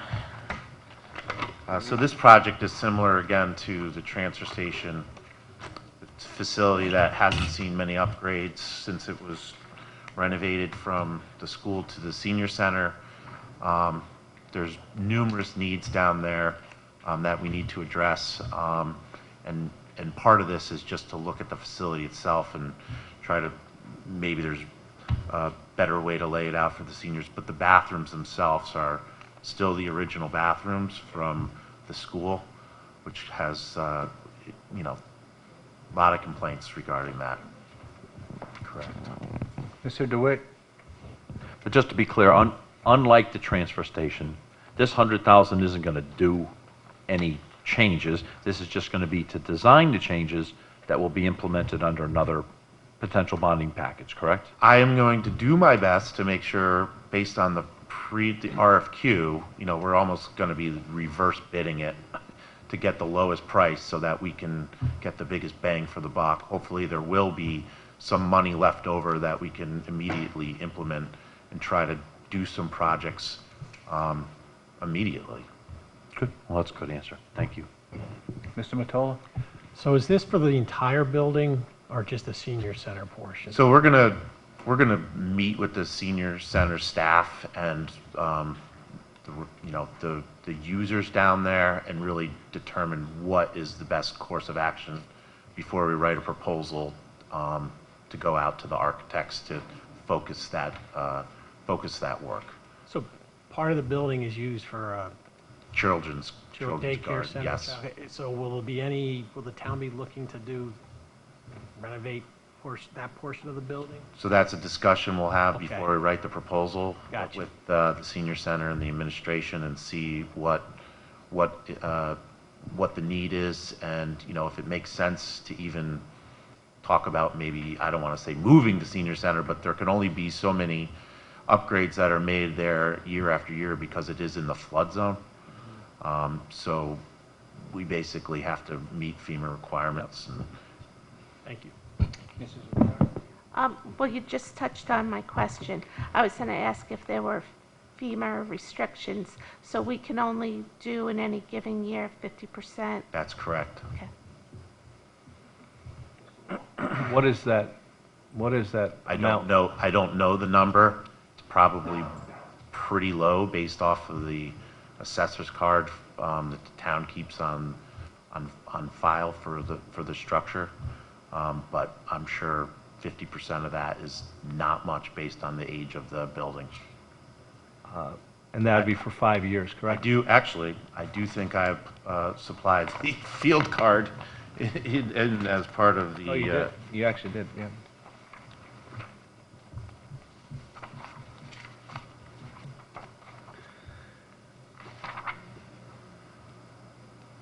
So it'd be half of $5.8 million, or actually the improvements, half of 3.9 million. So a little less than 2 million we'd be able to do total. So you're going to analyze what needs to be done? Yep. And if it's more than that? Nope. Yep. Did you say something about moving the senior center? That's out of my purview. Okay. No, I thought I heard him say something about, yeah, okay. No, we are cognizant of the fact that we need to, have FEMA limitations to the future upgrade to that facility. And you don't know whether we're going to be doing any of these repairs for a child's garden? I don't know that at the moment. Their rent is so de minimis. it doesn't seem to really make a lot of sense unless they're going to put the money in. Again, I don't get the checks for that. I couldn't even tell you what the rent is at this point, but that is something that could be written into a scope of work to, do a feasibility study and come up with, projects that meet the immediate needs for the seniors down there. But, Brian, I know you've been through that place. Yep. Through the senior center, and we've been through multiple tours. The place is kind of... It's a what year did it end? It was I mean, there's 1980s. It was built in 63, and I think it closed in 1980. Yeah. But there's parts of that building that are not meant to be a senior center. I mean, No. the lack of respect of those bathrooms to those seniors is completely out of control. I mean, for a senior to have to try to sit down on a toilet seat that stands literally like 12 inches off the ground is crazy. And is actually dangerous and provides us with a potential liability to say that they should be having handicap bathrooms, and there's not. That's the goal. They're not. So, and I know I'm preaching to the choir about it, but those bathrooms are just crazy. Their needs exceed what this is, but Yes. this is a first step to kind of Yeah. book in those costs and decide what's the best way to spend money to address their needs. Okay. Well, Godspeed with that. Mr. Chair, just to dovetail on that, Brian, just real quick. So you said, if I heard it correctly, 100,000, right, in this appropriation to evaluate it, but we could spend up to 2 million? Did I understand that right? So I'd have to look at the exact number to tell you For what. FEMA- with for FEMA, FEMA, yeah. yeah, before we'd have to make the building completely FEMA compliant, which would mean, raising mechanicals and things like that, which is probably not something we want to do at this point in time. Just want to get an idea of how much we could spend. The idea, again, though, is because there is such an overwhelming need and the associated costs with that the first step of this is to address some of the immediate needs, which have been brought up, the bathrooms and things stuff. like Yeah, that, but to absolutely. also look at the structure and come up with a plan to address some of their Okay. most Makes sense. immediate needs. Thank you. Mrs. Marmion? Yeah, just to follow up on the bathrooms. So is the rest of the senior center ADA compliant beyond the bathrooms? I don't know off the top of my head. I think there's been, it's all handicapped and ramp accessible. I don't know about the rest of it, though. I'd have to go through. I just don't know the answer to that. I'd be interested to see if we could find that out. Maybe Ms. DeMarco, it is? Okay, thank you. Any further questions on this item? Very good, thank you very much. Okay, moving on to Bronson Road, bridge repair, storm systems, and Rooster River. I believe you'll handle all three? That's correct. So, I appreciate you sending over the emails that you received too. That's helpful in the pictures.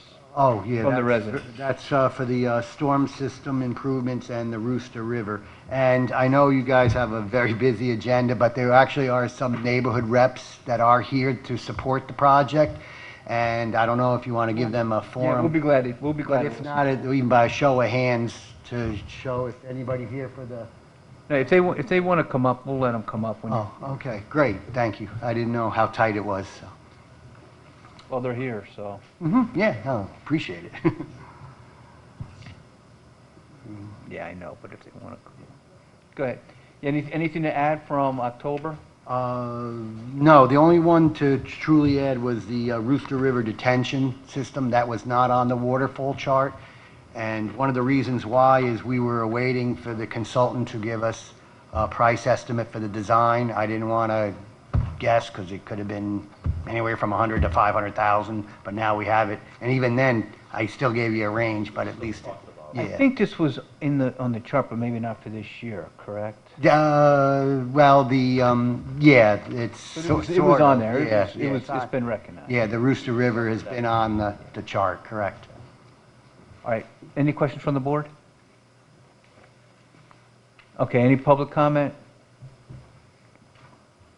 Okay, that's fine. I just want to give you the opportunity if you like, but I'm sure you'll, And to let you know, engineering and the DPW will work with the neighborhood groups, obviously, with the plans, and we have been providing them updates periodically, so. okay, thank you very much. Sure, thank you.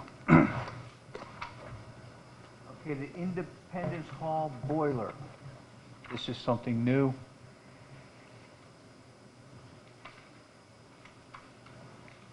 Do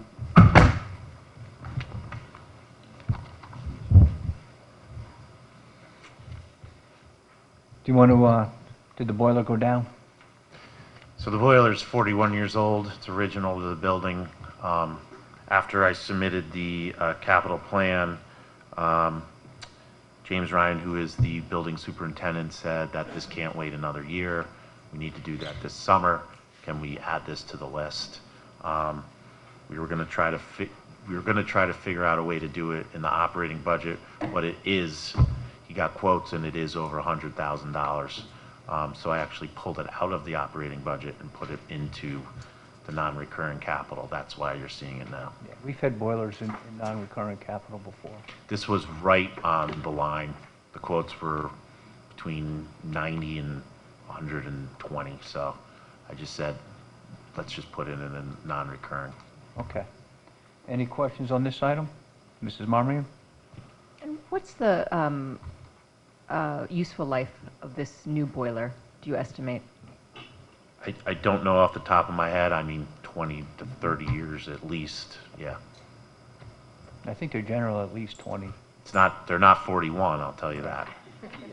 Not anymore. Obviously, they used to be. And if you've ever been into town hall, you'll notice it's either 80 or 30.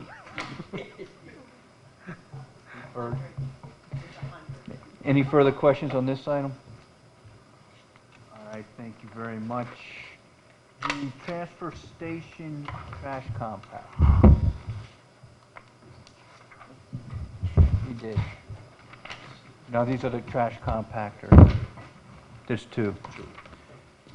There was... You take the... Good evening. You want to speak to this at all before I open up to the board? Sure. No, this is different. This is the trash compactors. This is new. This is new. Okay, and I believe because the ones that we purchased are not working properly.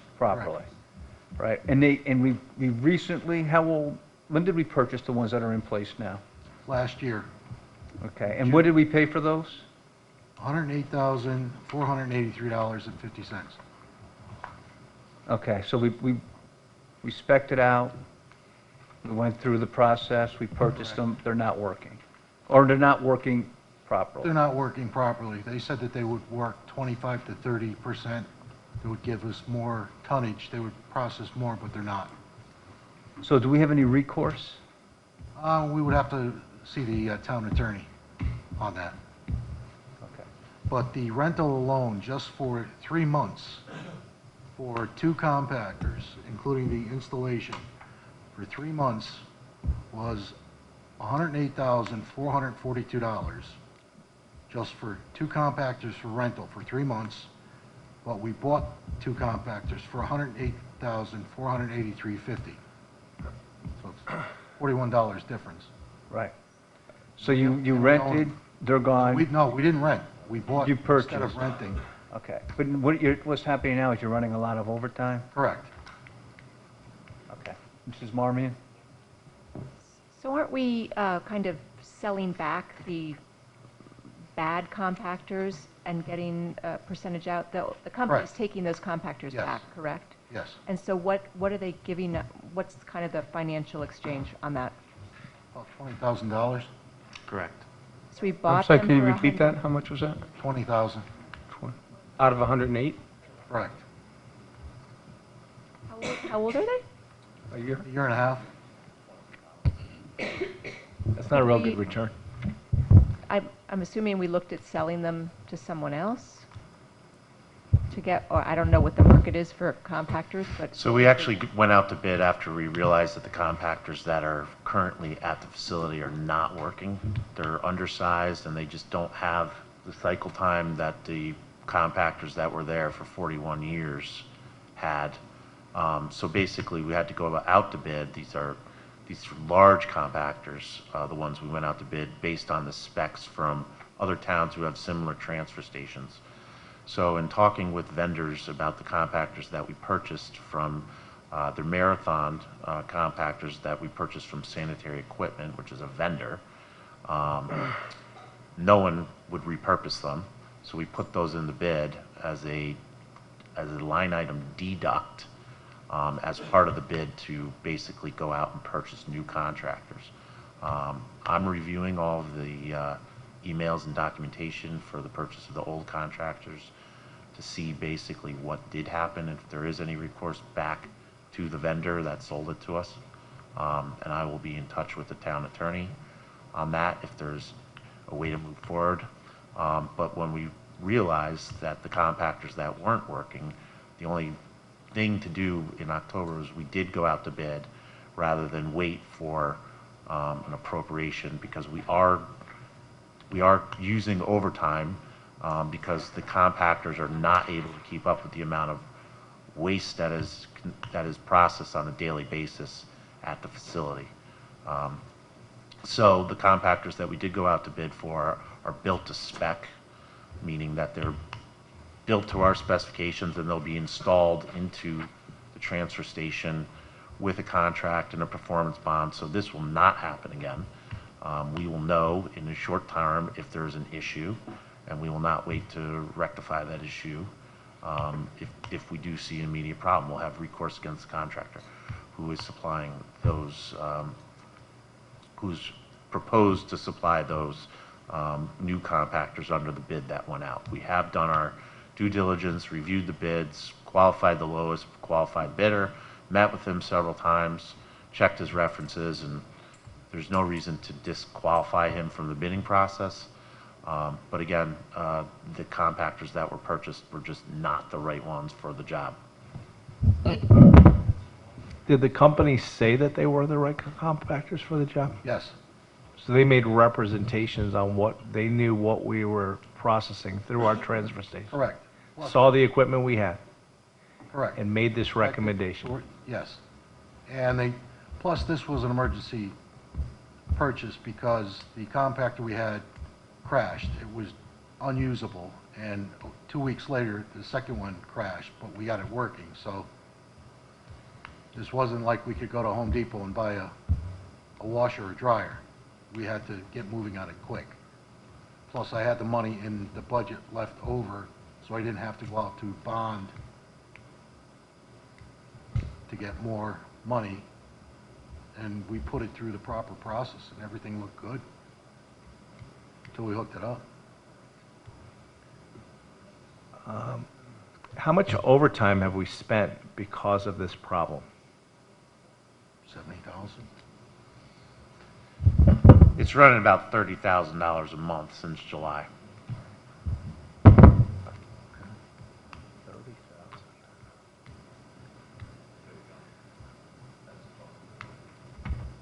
Yeah. This sounds like a great lawsuit. I'm reviewing the files, and I mean, these numbers are so large that I don't, and we're gonna get, their option is to give us $20,000 on the $108,000. So that's not the vendor that's not the vendor who Okay. sold that to us. That's the vendor who's bidding on this. Yeah. And basically, they're basically giving a scrap value for those, because they're not something that would be, there's not really a secondary market for that type of equipment, especially after it's been in use for a year, in a position where it's overrun and struggling to keep up with the amount of waste that it's processing.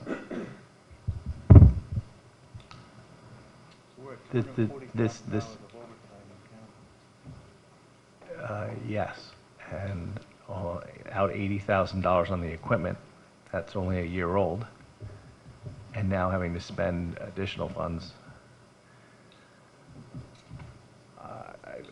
I'd like to ask the chairman if we could get the town attorney in after he's had a chance to look at it to give us an update on this in an executive session, because we need to figure out how this really kind of happened, I guess. Agreed. So if you can talk to the town attorney, I know that we have a budget season coming up, but maybe figure out maybe sometime after that. I think we need to, this is just such a large item. Will do. All right, thank you, Mr. Walsh. Mrs. Marmion? Just how quickly can we get these new compactors? I mean, do they have to be custom built? Are we going to get them, toot sweet? So as soon as we sign a contract and issue a purchase order, it's probably 6 to 8 weeks till they're delivered, and then another 2 weeks before they're installed, so 2.5 months. And that's really best case scenario without any type of hiccups in the supply chain. But again, we went out to bid. We received 3 bids. The bids ranged from 300 to 650, and the high bidder, who was the one who sold us the equipment last time, they didn't submit a bid bond.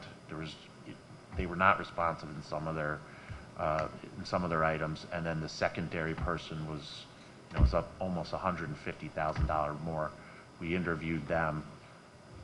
There's not a lot of compactor companies out there that will build these things to spec, and especially for our transfer station was kind of built all at the same time with all the regional transfer stations. Thank you, Mr. Bateson. Yeah. Thanks for the 14 point. I think you guys did a good job explaining what happened. I think what I want to visit and to Jim Walsh's point, it sounds like when they came in and installed these last time, that the vendor came in, sized everything, and said, this is what you need, and it turned out to not work. So it looks like this go around, you guys have sat down and said, okay, we're going to assume everybody out there is incompetent. Here are the specs of what we need. We need the opening to be this big. You're going to have a truck that's going to come in and dump this, and you have to assume that it's going to be some bulky waste in there, like sofas, and it's going to need to fit into this compactor, which seems to be the problem now, is that when I'm there, I see the trucks just dumping in the bay, as opposed to dumping into the pit where they used to. And it sounds, where the overtime's coming from is where we're actually, destroying some of this stuff, making it smaller so it'll fit through the machine.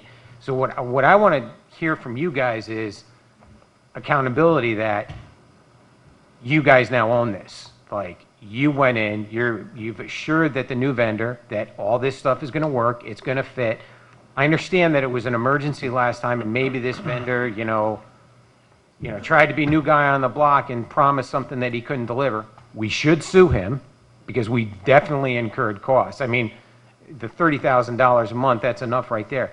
But I want to make sure that you guys are like, went down, looked at everything. This is what we need. This is what we expect it to perform. And if it doesn't, you're not getting paid. That's what I want to hear. That's what I think the taxpayer wants to hear. So, and that's basically what's done through the bid process, because we'll have performance bond, we'll have a contract with the vendor. The vendor will actually come down after we procure, give him the purchase order, sign the contract. He'll come down and basically work with the site contractor and Mike to come up with. Brian, I get all that. I just want to hear from you guys. Yes, there's a 3-year warranty on the thing as well. That you guys if it's know, not working immediately. That you guys know what this machine needs to accomplish. You're working with the vendor, and that's what it's going to do. That's what I want to hear. Absolutely. Thank you. Okay. Mr. Chair, I just want to dovetail off of what Mr. Bateson said. Brian, real quick, I'm just curious, just so it's a little clear in my head, it was 108,442 total? Do I have that right for the previous, or is that per compactor? That was for both. For both? Both installed. So was a rental. this is more than double, right? Yes. That amount. And the reason for that differential was the size of the compactors? Is that? Size, scale, cycle, I mean, they're just much Was bigger. it a function of being, as Mr. Bateson alluded to, underestimated? Do you have an idea of what may have transpired in the past, why it was, so poorly designed, or why it performed so poorly, and why the town's incurred $30,000 a month in overtime since they've been installed? I don't know what the process was when we purchased them a year ago. I'm looking through all those documents. I mean, Mike might be able to shine a better light on that than me, about why they're not working to the degree they are. I've talked to Mike and the on-site Enviro who runs the plant, and just says it's the size, it's the cycle time. We talked about double touching the garbage. That's rather than dumping straight into the pit. Now they got to dump on the floor, then they got to push it back into the pit. So there's, things that used to take half the amount of time are now taking more time. It's just not the right product. It was not. It was not built to spec for the property. It was kind of an off the shelf type of compactor. It's just not the right unit for what it's doing right now. And we have the documentation to back that up to get to Mr. Walsh's point and Mr. Bateson's point that we can discuss with the town attorney. I'm currently compiling all of that. Great. I like the word compiling, especially for trash compactor. Also, in December last year, we were informed that the Stratford could no longer handle our recycling, so our haulers had to come back to our transfer station to dump their recyclables at our transfer station. So that just compounded the issue that we already had. Thank you. You mentioned that we didn't have a performance bond. Did I hear you say that For Marathon or on this? sanitary. For the previous one? For the previous one? For the previous one, I don't believe so. Okay. Is it our policy to have a performance bond for every bid? For every bid? Or every bid that, well, tell me, when are we supposed to have a performance bond? I'd have to talk to the purchasing director for the scale of the project, but, if it's something for $20,000. No, I understand. That's why I'm asking. So this wasn't purchased through a bid.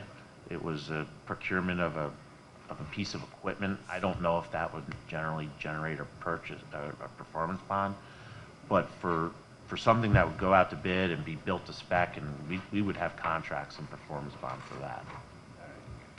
Hopefully we got that under control now, because we've been hit and hurt bad as a town because we don't get performance. Up to now, we haven't gotten performance bonds, and we know what that's costing us. Okay. Mr. Walsh? Brian, earlier in the evening, you talked about the transfer station renovation stuff. I mean, is all this being taken into account? I mean, all of these things? Yes. In regards to replanning the transfer station? Obviously, we just heard about the recycling now having to be picked up at our location, correct? Correct. So does that require like an additional bay or anything like that for these trucks to come in, or? It shouldn't. It shouldn't, okay. They just come and pick them up out of those big bins? Yeah, And plus dump the 'em. haulers that collect, say, at your house will dump at our transfer station. Yep. And ship it out. Now with the bigger compactors, we'll be able to dump directly in the compactor and just leave. It'll compact itself. And The recycling, it does that? Yeah. Okay. Recycling, we have certain times for haulers to come in for recycling. Okay. So this whole one stream, all of that stuff, glass, paper, all gets compacted together? Glass, plastic, all that stuff? Correct. Okay. Okay. All right. So there's a plan in general, since we're about to get a new compactor, that it all fits together? But just the flow of the transfer station too. I mean, there's probably some improvements that could be made. Yeah, talking that's what I was to the wondering. I'm like- contractor. Yep. But these compactors will fit into that new flow? Yes. I mean, Okay. the idea is to, again, all of those transfer stations throughout Fairfield County and Trumbull, they were all built at the same time with Wheelabrator, and they're all basically the same design. I mean, I wish because all of the towns are now at the 40-year period. Westport just replaced theirs. We had a failure. Stratford's are 41 years old. So they just can't get the parts. We should have looked at this and gone out to bid through a conglomerate, but. Mrs. Leclerc? So quick question, because for the ones that we're now going to get rid of and are being treated basically as scrap and they're too small, can we use them anywhere else in town or continue to use them in addition to what we're purchasing? Would that be useful? We wouldn't be able, we would have to probably spend millions of dollars to retrofit what they would be used for. And they're not working correctly now, so we just shoot ourselves in the foot. So it's just worthless. Okay. All right.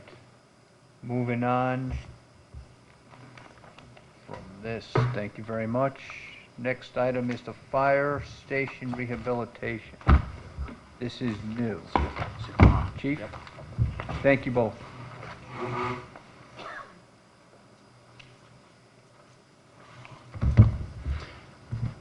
Good evening, Dennis McCarthy, Fire Chief. Good evening, Chief. So if you recall back in the October meeting, it was recommended that the fire department address in the waterfall budget a renovation plan for our 5 stations.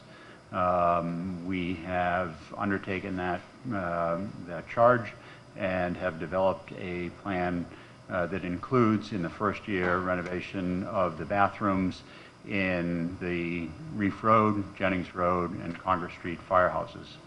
Those firehouses and the bathrooms are original to the building, have not been renovated. They are between 50 and 66 years old.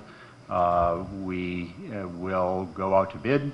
We'll hire an architect through the town's architectural services and go out to bid and proceed with renovating those spaces.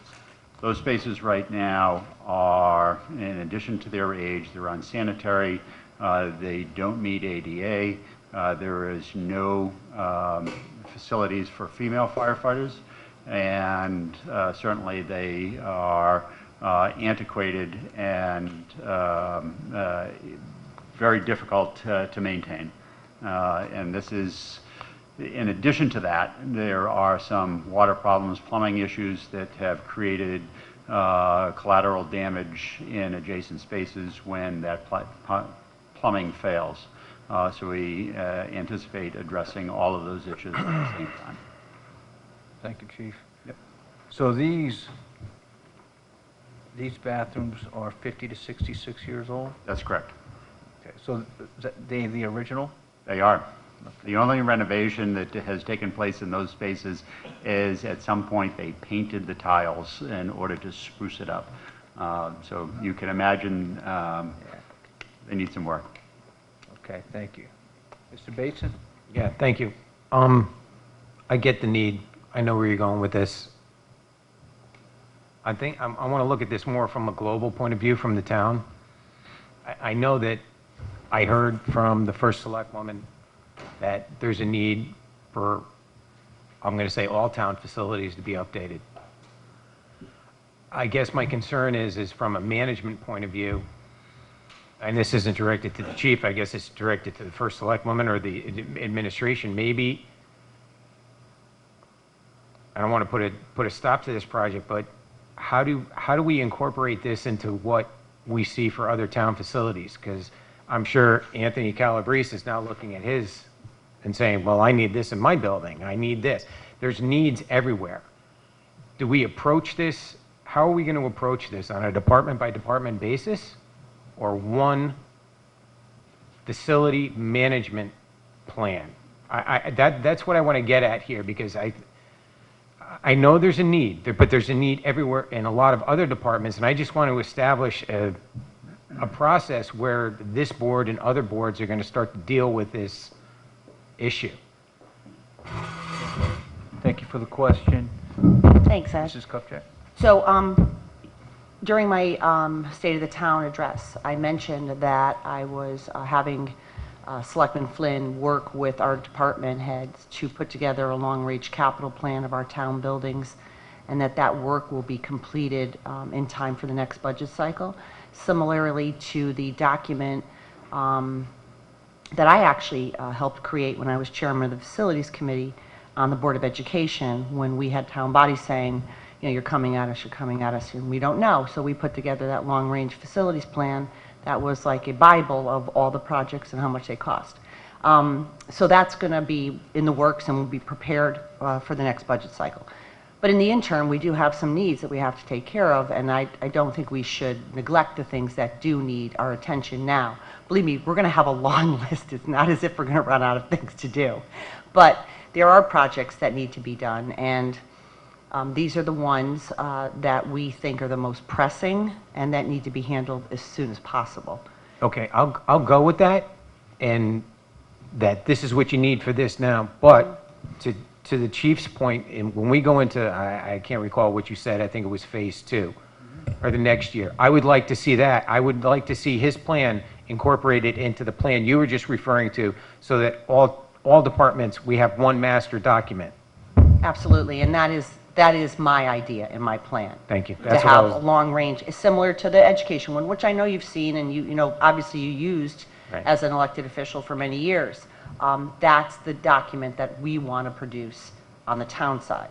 Okay. So that elected officials can see what all our needs are, what we project them to cost, and then it'll be updated every several years. That's fine. We're on the same page. As long as we can see, then I'm all for proceeding with this. I just want to see year 2 wrapped into that capital plan. I want to see it too. Thank you, Ed. Thank you.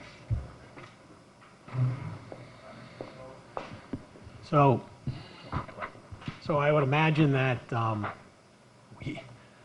when we do that, we'll have like a facilities plan for the town, and that will incorporate that work into the waterfall. I would think the waterfall chart, and we're going to have to make some adjustments because we only want to spend a certain amount per year, and things will get moved around. And yeah, exactly, John. The capital plan's a great idea, but I think the same as what BOE does. I think I see where they're going, and I think, yeah. Sure. I think we've really focused on the schools for the last 15 years, and it's probably a good idea to start focusing on some of the town buildings. So, thank you. Mrs. Charlton? Thank you. Question. On the 250,000, what does that contemplate? And the reason I'm asking is there are a couple of pieces in the analysis you put together. For example, you say that each facility will be evaluated for asbestos, and previous projects in these buildings have required asbestos remediation. You know, there's also the acknowledgement that, you know, with the plumbing, once you open up the walls, you don't know what you're going to find. Sure. So in estimating the $250,000, how much of that did you contemplate? Does that assume no asbestos? How did that come So we had a contractor provide some pro bono estimate for us. He went to each of the facilities, did a survey, and did significant calculations on current estimated costs for the work with contingency built into it. And quite honestly, his estimate far exceeds the $250,000 that we have requested. We pegged this number at a number that we can sustain year to year to address some of the most urgent issues in the department. We expect that when we go and hire an architect, the architect will develop specifications for each of the spaces, which will include testing to determine what types of materials would have to be remediated, including asbestos, and that would be included. We will go as far with the priority spaces, and we know where they are, particularly the group showers, group bathrooms that exist that have to be divided up and created male-female bathroom spaces. And we'll take this as far as we can. And if we find that there is significant remediation or significant collateral plumbing issues, we'll address those and complete every project to the highest standard and make sure that it is complete and defer the remaining parts of the project to a subsequent year. Thank you. So if I understand this, it's similar to what Mr. Carey, how he described some of the projects earlier. You're asking for $250,000. You're going to do with that what you can, but we don't think we're going to get these bathrooms done for $250,000. So there are some single stall spaces that are adjacent to offices and some, and particularly on Reef Road, that may not be needed to have the same level of remediation or upgrades as the public spaces or the locker room spaces. And those we may just defer. They're operational. They may not, they're not modern, but we could replace the toilet and sinks with energy efficient fixtures and leave the project to that limited scope.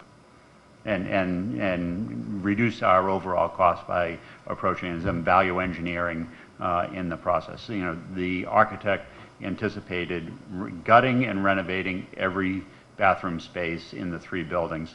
We may choose not to do that just because it's be inefficient to rip out a single stall bathroom in this process. Thank you.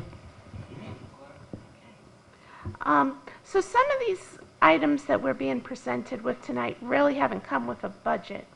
And when we allocate like a lump 250,000, my concern is that we're going to bond this over 20 years, but I really can't see how that money's going to be spent and if there is a true estimated useful life. So in the future, I really would like to see what the proposed budget is, even if it's just estimated.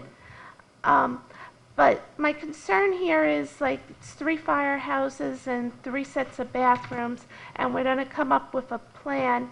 And it's always been my understanding that there's a lot of work to be done at each of the firehouses. So I want to be comfortable that if we redo these bathrooms, that we're not going to come back next year and say, well, we want to move the bathroom down the hall. It would be more efficient so we could have a bit better, more space somewhere else, or better kitchen or rec room. So are we jumping the gun here? Are we going to wait to do this until we have a plan? Or are we confident that if we renovate these bathrooms that they won't need to be touched and we're using our money efficiently? So, one, we will renovate. The reason why it's starting with the bathrooms is because of the condition of the bathrooms, the unsanitary condition of the bathrooms, and the potential for other building damage due to piping failures. You know, as we have experienced at the Reef Road Firehouse, as we have experienced at Jennings Road, to a lesser extent at Congress Street.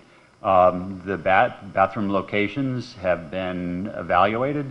They are not going to be moved within the footprint of the building, and we would propose that, and the way that we have approached projects in the fire department, these are buildings that are not going anywhere. They will be a fire station 50 years from now. We expect to get the same kind of life we got out of the original bathroom out of the replacement bathroom. We're using high quality materials, easy to maintain, easy to clean, and very durable. Those are the requirements for the spaces that we're renovating. And so I can assure you that we will not be back in 5 years, 10 years, 20 years, 1, to replace the bathroom, or 2, to gut the bathroom because it's now going to be some other space, an office space or another use.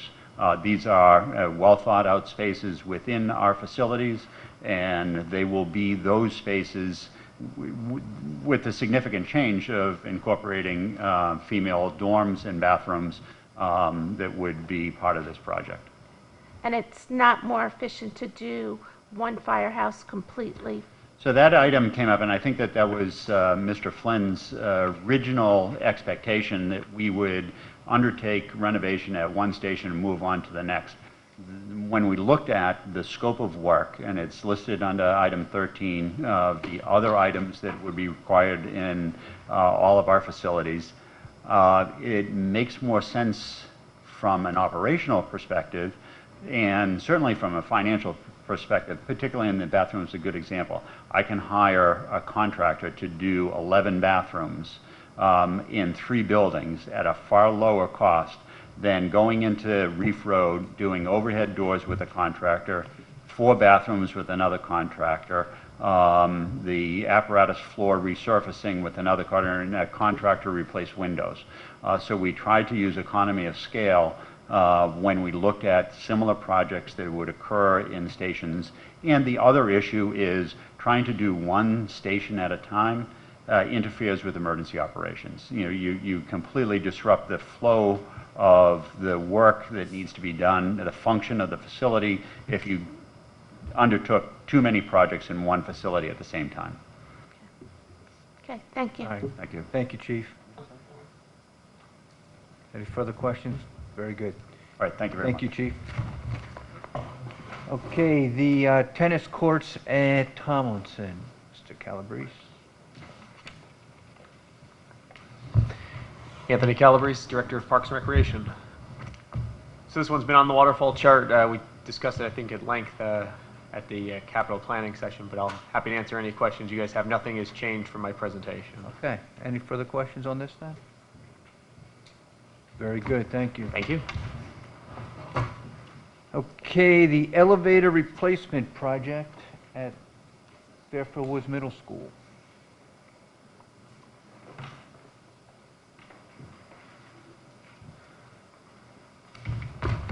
Welcome back. Thank you. So, as we discussed in October, the elevator at Fairfield Woods Middle School has failed. We've got it up and running at this point, but are unable to secure parts for it now. The contractor that we have that is keeping it running is basically at this point buying used parts off of eBay to keep it running through the school year for us. So we're hoping to get approval for this so that we can get out there. It takes about 14 weeks lead time to order an elevator and have it just to be ready to put in. So we're hoping to move quickly on this. Okay, thank you. Any questions on this one? Okay, the emergency generator. Again, from October, this is the emergency generator at Ludlow High School, which is the emergency shelter for the town. And just like the elevator, it's in the same boat. We are unable to get parts for it on a rapidly basis, so when it's down for long periods of time. Also included in this project would be to replace the tank that it sits on top of, which is the fuel tank for it, which it's an old single wall tank, which is starting to show signs of wear and possible leak if we leave it in place.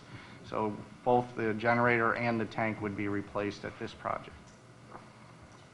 So the only question I have is just curiosity. What would be other unforeseen costs for 30 that you might be worried about?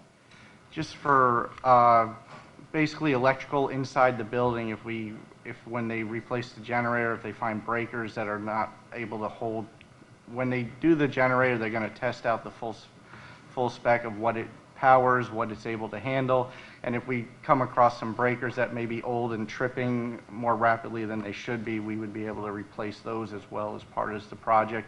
Also, just like the cooling tower at Roger Ludlow Middle School, this is surrounded by evergreen trees, so we may have to do some trimming and not removal, but definitely trimming and trim back, to make it so we can get the new units in, the old unit out, plus to protect the new unit better, get some of the sap from dripping off the top of it. Okay, thank you. Mr. Bateson? Yeah, thank you. How old is this generator? I knew you were going to ask me that. And it's in here. 97. 97? Yeah. I recall several years ago, I remember a project. I could have sworn we put a generator somewhere on this campus.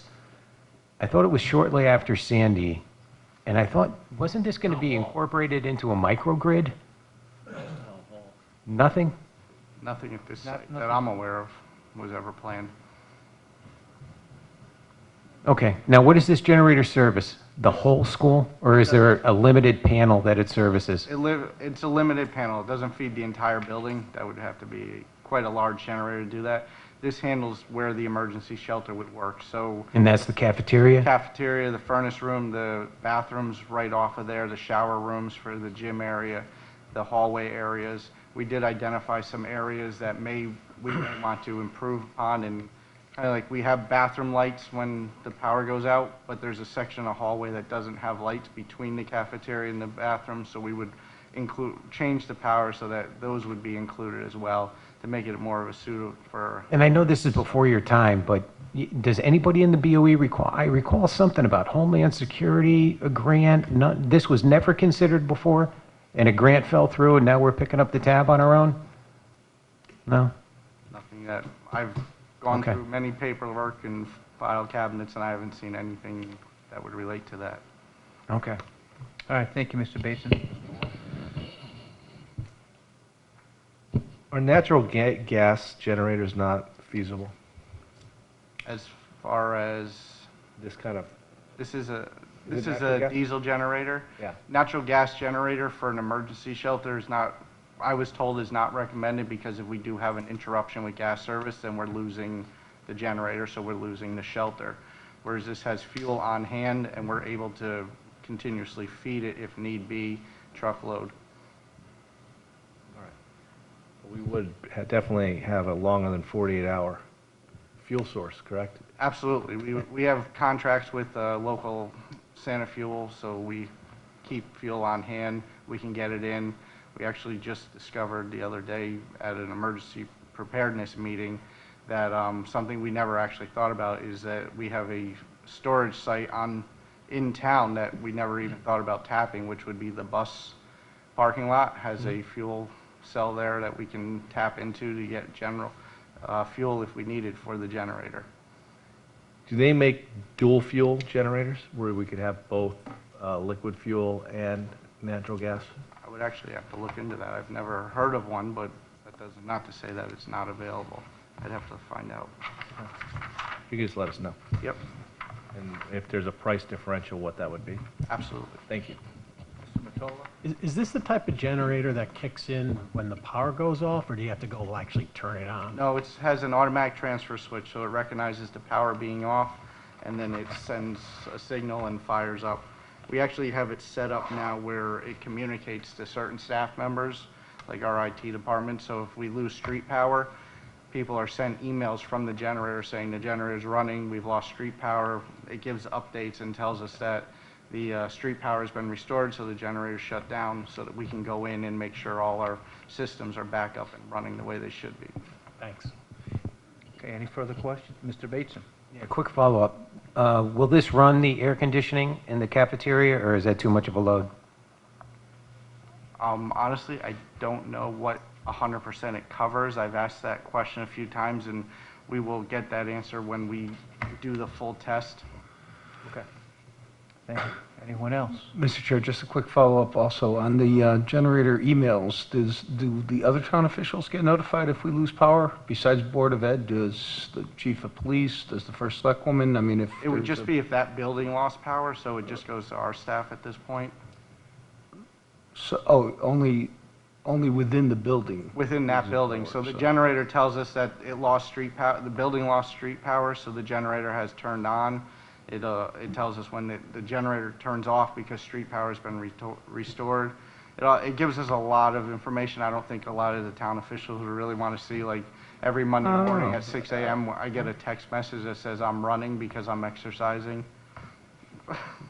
No, I understand, but if if that's the procedure, I'm just thinking maybe a town official may want to know if we could reach out to the loses town. power, right? Yeah, we could reach out to the town if they want it. We're more than happy to share the I information. coordinate that with the first selectman's office. All right, thank you, Mr. Testani. Any further questions on this item? Okay.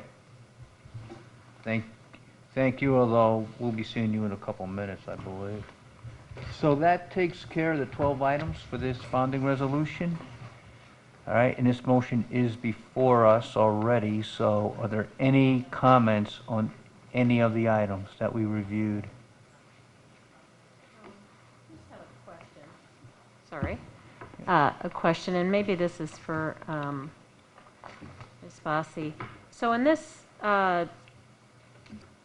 this Exhibit 2 analysis, which is the reconciliation of the waterfall to all these bonding proposals, and thank you for providing this, by the way. It's helpful. So we, what's before us is roughly $800,000 more than what was in the waterfall. And the additional items are offset by a removal of $350,000 for new fleet radios and GPS. Is that item removed, or is that just delayed until the next time we meet? Is this a real reduction, or is... It's delayed. Just delayed? Okay.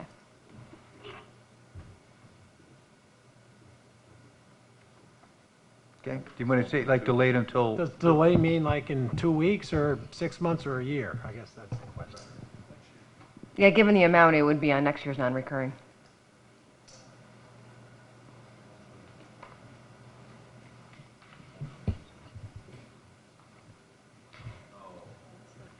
Mr. Walsh, if you have something? No? All right, any further questions? Okay, so this item is before us. We're ready to vote. All those in favor of this motion, say aye. Aye. Opposed? It is unanimous. Thank you. Okay, we're moving on to item number 9, and that is to hear, consider, and adopt a bond resolution as recommended by the Board of Selectmen entitled "A Resolution Appropriating $1.5 million for the cost of installing an air conditioning system in the cafeteria at Fairfield Ward High School and authorizing the issuance of bonds to finance such appropriation." Can I have a motion? Mr. Mottola, second by Mr. DeWitt. This is before us now. Who's going to walk us through this?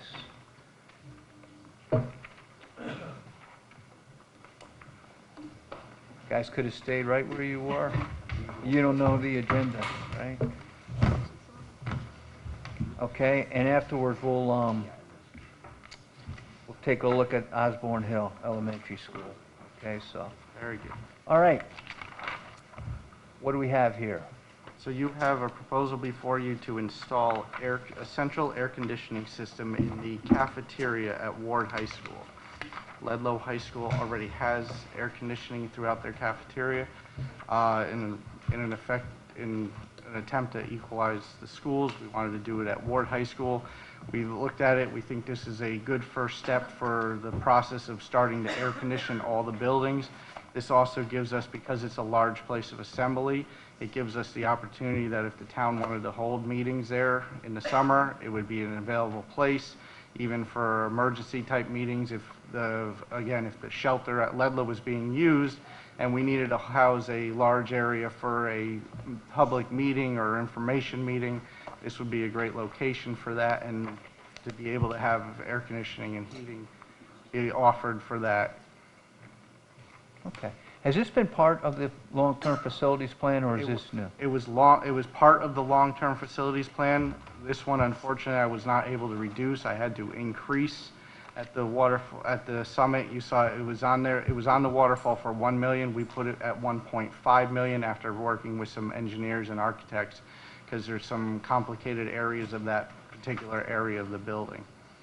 It's got a very low roof, and it's our ceiling, and then the drop ceiling, and above the drop ceiling is also a very limited space. So there's going to have to be some interesting architectural work done to make. So it's the installation of it that's going to Yes. cause the problem? Yep. Okay. Mr. Bateson?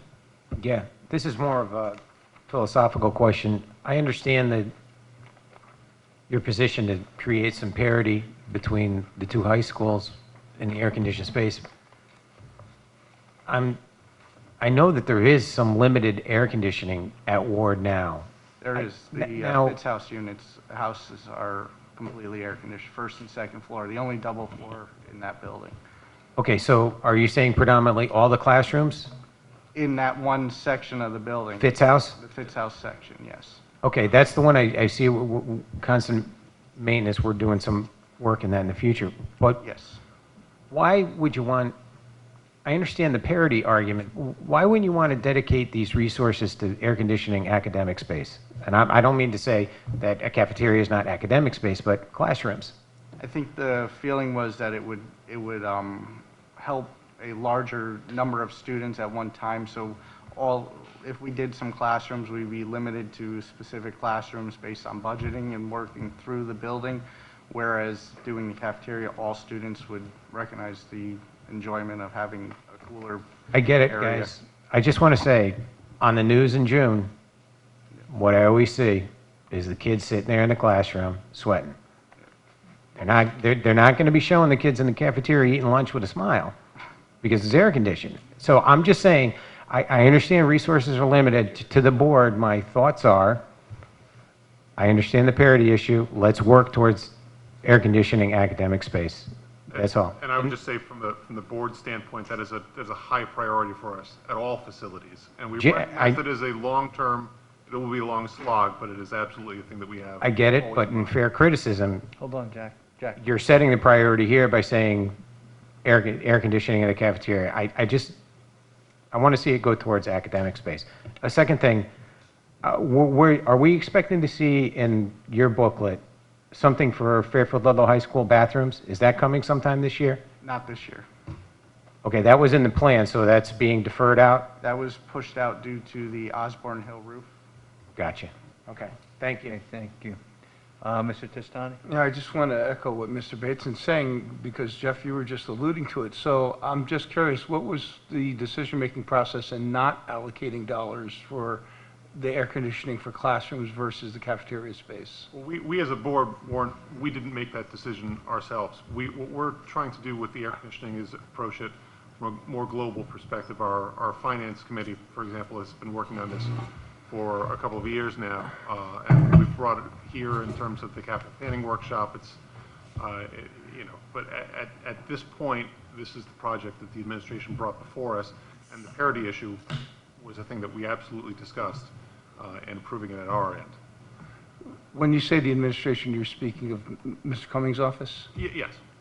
Okay, so as opposed to allocating the funds, as Mr. Bates was alluding to, for classrooms, we're allocating these funds to air condition a cafeteria. I'm just trying to understand the priority. Is that? Excuse me, good evening, Mike Cummings, Superintendent of Schools. That is correct. Given, and this is working with the school administration over the past couple of years, the area that was of the greatest concern to them, the greatest concern for the student body was the cafeteria. The cafeteria, because of the number of students in there, because of the low ceiling, it created, during those periods of time during the year, it's a more oppressive atmosphere, it's a more uncomfortable place to be than the academic classrooms. So given that priority, given how packed that room can be during the lunch waves, and given the possibility that we might be able to use that room for other possibilities throughout now the summer, that was part of the reason that drove that decision making.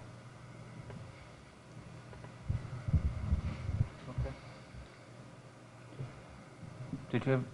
All I was going to say is the goal, I take it, is, and I think this has been expressed by the administration, is we want to, in a systematic, responsible way, provide air conditioning for all of our school buildings. Isn't that what path we're going towards? And it's going to take some time, but that's the goal, right? That's correct.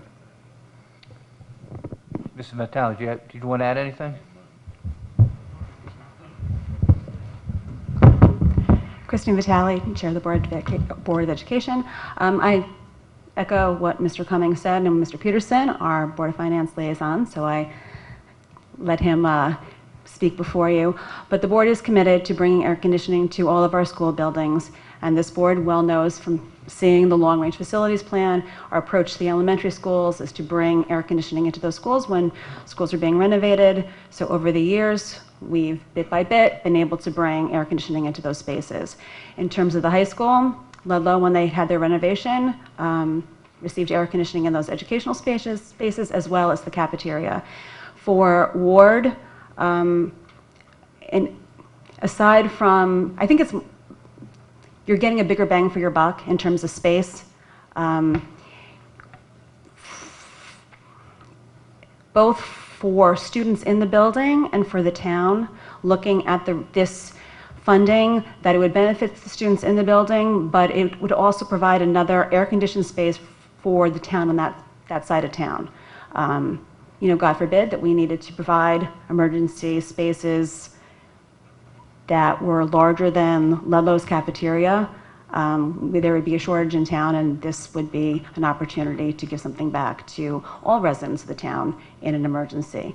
Having sat through some other building committees, I have seen air conditioning projects get more and more complicated, so I think that once you start running air conditioning in hallways and in classrooms, and correct me if I'm wrong, Mr. Papageorge, that the 1.5 million wouldn't necessarily get you very far in terms of the number of classrooms you would be able to air condition, and in terms of the cafeteria, all students would benefit. And can be used for town meetings and on the weekends. We rent our facilities as well, so this potentially could provide another source of income for the school district, that it's another air-conditioned space that can be rented by outside bodies. Okay, thank you. Ms. Leclerc? So do you have some kind of a plan that you can share with us that shows your goals towards air conditioning, what your priorities are, and then what still needs to be air conditioned as far as school spaces, like what your list is and where we're going with that? So we're working with the town right now to come up with an RFQ to put out for adding air conditioning to all the buildings. So we wanted to come up with an engineering company that's going to come out, evaluate each of the 17 facilities, and decide the best routes and what the costing would be to do that, and help us come up with a plan and a phasing plan for that, so that we can identify the quicker and easier ones to do as opposed to the longer term ones to do. It's going to be quite a complicated RFQ actually, because we have to do air conditioning, and as we're doing air conditioning, we want to bring in fresh air, so we're going to have a fresh air portion of that. And also we've identified that if we're going to be taking down ceilings to run ductwork and everything else in some of the buildings that have not been updated, it may be an opportune time to first put in LED lighting, and second, add fire suppression systems to some of our buildings that don't currently have it. So it will be a large, complicated RFQ, but we think that's the way to go with it. It did get delayed a bit because of the Osborne Hill roof issue that happened this year. So some of the money was transferred from that to this, from the RFQ process to the roof, so that we can move forwards with getting the students in here for the school year. And then I have a follow-up question to Mr. Bateson's, and that is, I guess I'm just trying to understand that this is the best place to start with Ward's cafeteria, because my experience has been with Ludlow, that's where my children went, and in June when it's the hottest, the cafeteria isn't as crowded because of internships and AP classes that have ended, so there's typically less kids in the cafeteria in June. So is that the same at Ward, or is there a different dynamic? It's different. It's also at both ends of the year. The cafeterias at all of our schools, even here at Osborne, of course, which is air conditioned. The September, early to early October, and June can be warmer months and can impact those common spaces. I would say that Ward is more crowded through the end of June because they don't have the internship program that Fairfield Ludlow has. So students are in that facility really through the end of the year more. Ms. Claire? Okay.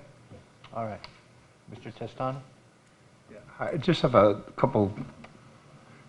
On the air conditioning project, Mrs. Leclerc brought this up before, but when you look through the handout, there really isn't anything in the way of specifics about how the $1.5 million is expended. How did you come up with that number? We came up with that number based on current industry standards. We worked with an engineer company who we've worked with on several other air conditioning projects of this type, and they were the ones that came up with the 1.5 million. They recommended that as the carry number for a budget number for this project. We've worked with them in the past. They've seemed to have been very on target with their budgeting, so that's why we felt comfortable carrying that number. And I think Mrs. Vitale alluded to this a minute ago, but just so I understand, so this is just one piece of a larger puzzle about how the Board of Ed is going to approach overall air conditioning needs throughout all the Board of Ed buildings. Is that fair to say? Correct. So it'll be part of a larger capital expenditure program moving forward. Okay.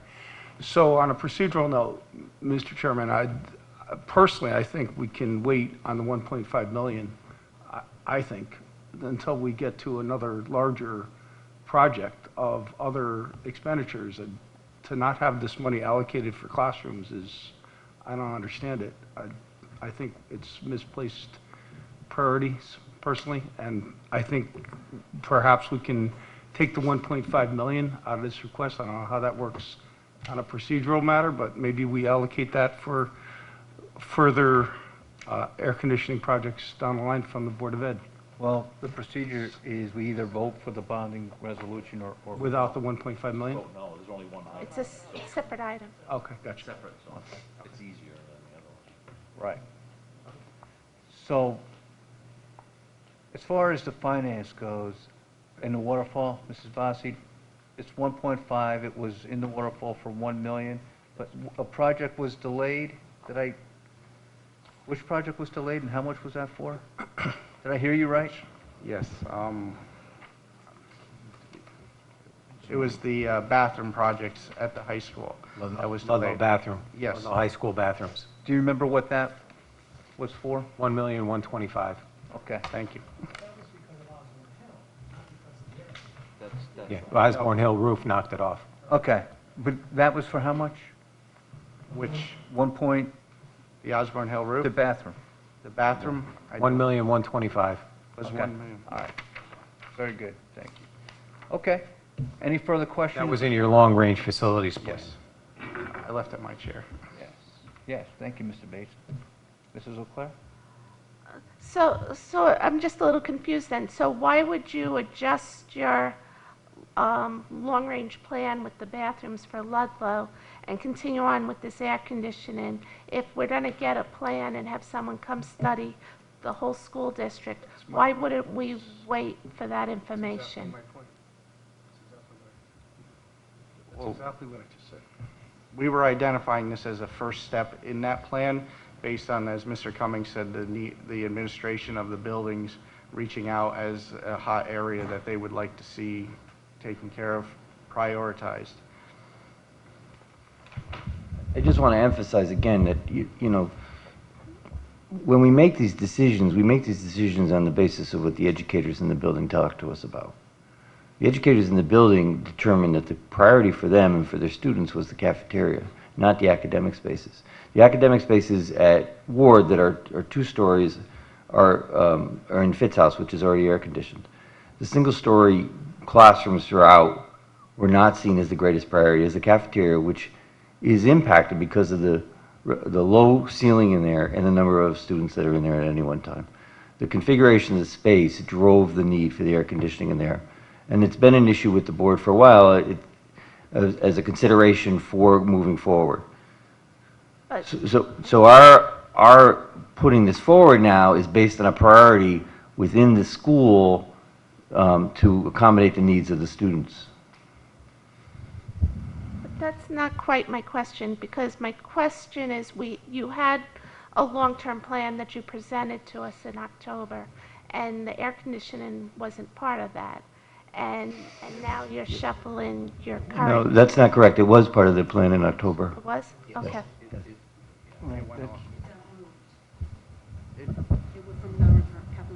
Yes, it was on the non-reoccurring list, and we were asked by the town to move it to the capital because it went from 1 to 1.5 million.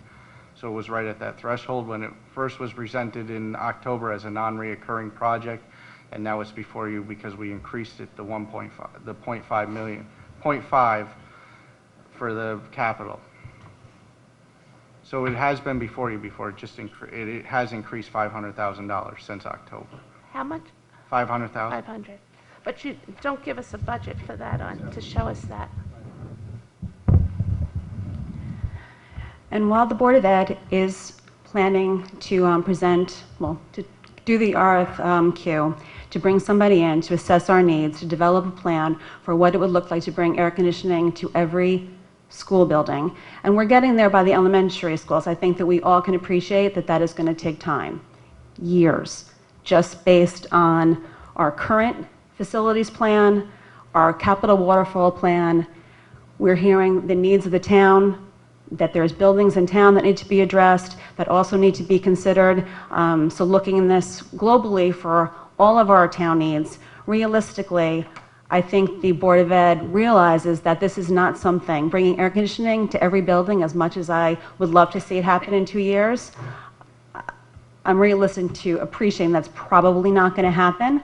And putting air conditioning in a cafeteria that every student in that building takes lunch now. It's not like years ago where kids were opting out and maybe not taking lunch. Everyone is taking lunch. Every student would benefit from having air conditioning in that building. I appreciate, wanting to be forward thinking, but if you do not approve this, I ask yourself, when do you think that you would see air conditioning in that building for those students? And for parity, parents, I will be honest, being that this was in the waterfall, I really wasn't expecting there to be a chance of it being removed, especially since it went, so smoothly through the Board of Selectmen. I think you'll have a lot of parents that will be quite unhappy and shocked that they didn't get the opportunity to advocate for their school and for their kids. All right, so let's ask a few more questions, and then let's take a vote. So, Mr. DeWitt? Thank you. I'm in favor of this. I've been in fits when the air conditioning wasn't working with with Ms. Marmion, and it was actually before school, or when school had just started in the fall, and it's hot. So I'm in favor of it. I'm in favor of it because our superintendent just said this is a priority, right? I think it would have been better if we had the whole priority list, that ward, we go through a long priority list for the whole town. I think that might have made this decision a little bit easier, maybe for the whole body. But I am in support of that. But I also do want to advocate for a town plan that is prioritized, and then make sure that makes it into the waterfall for next year. Thank you, Mr. DeWitt. You're just seconding? Mr. Wall? I'm in favor of it as well.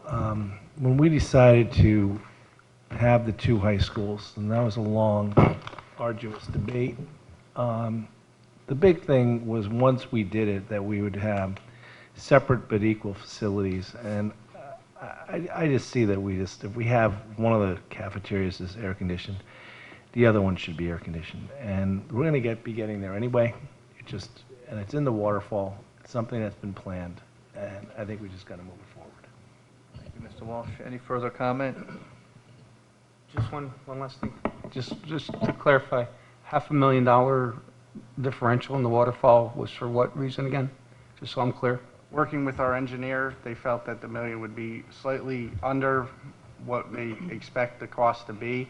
I wouldn't want to have to come back and say we were under budget, so we wanted to make sure we were comfortable with the numbers.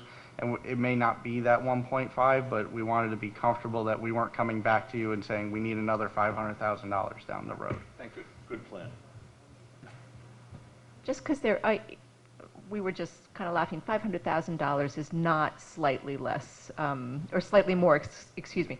But it does beg the point of we need budgets, kind of detailed budgets that support some of these requests. Ms. LeClaire has already mentioned that we're missing the detail here. So in the future, that would be really appreciate it.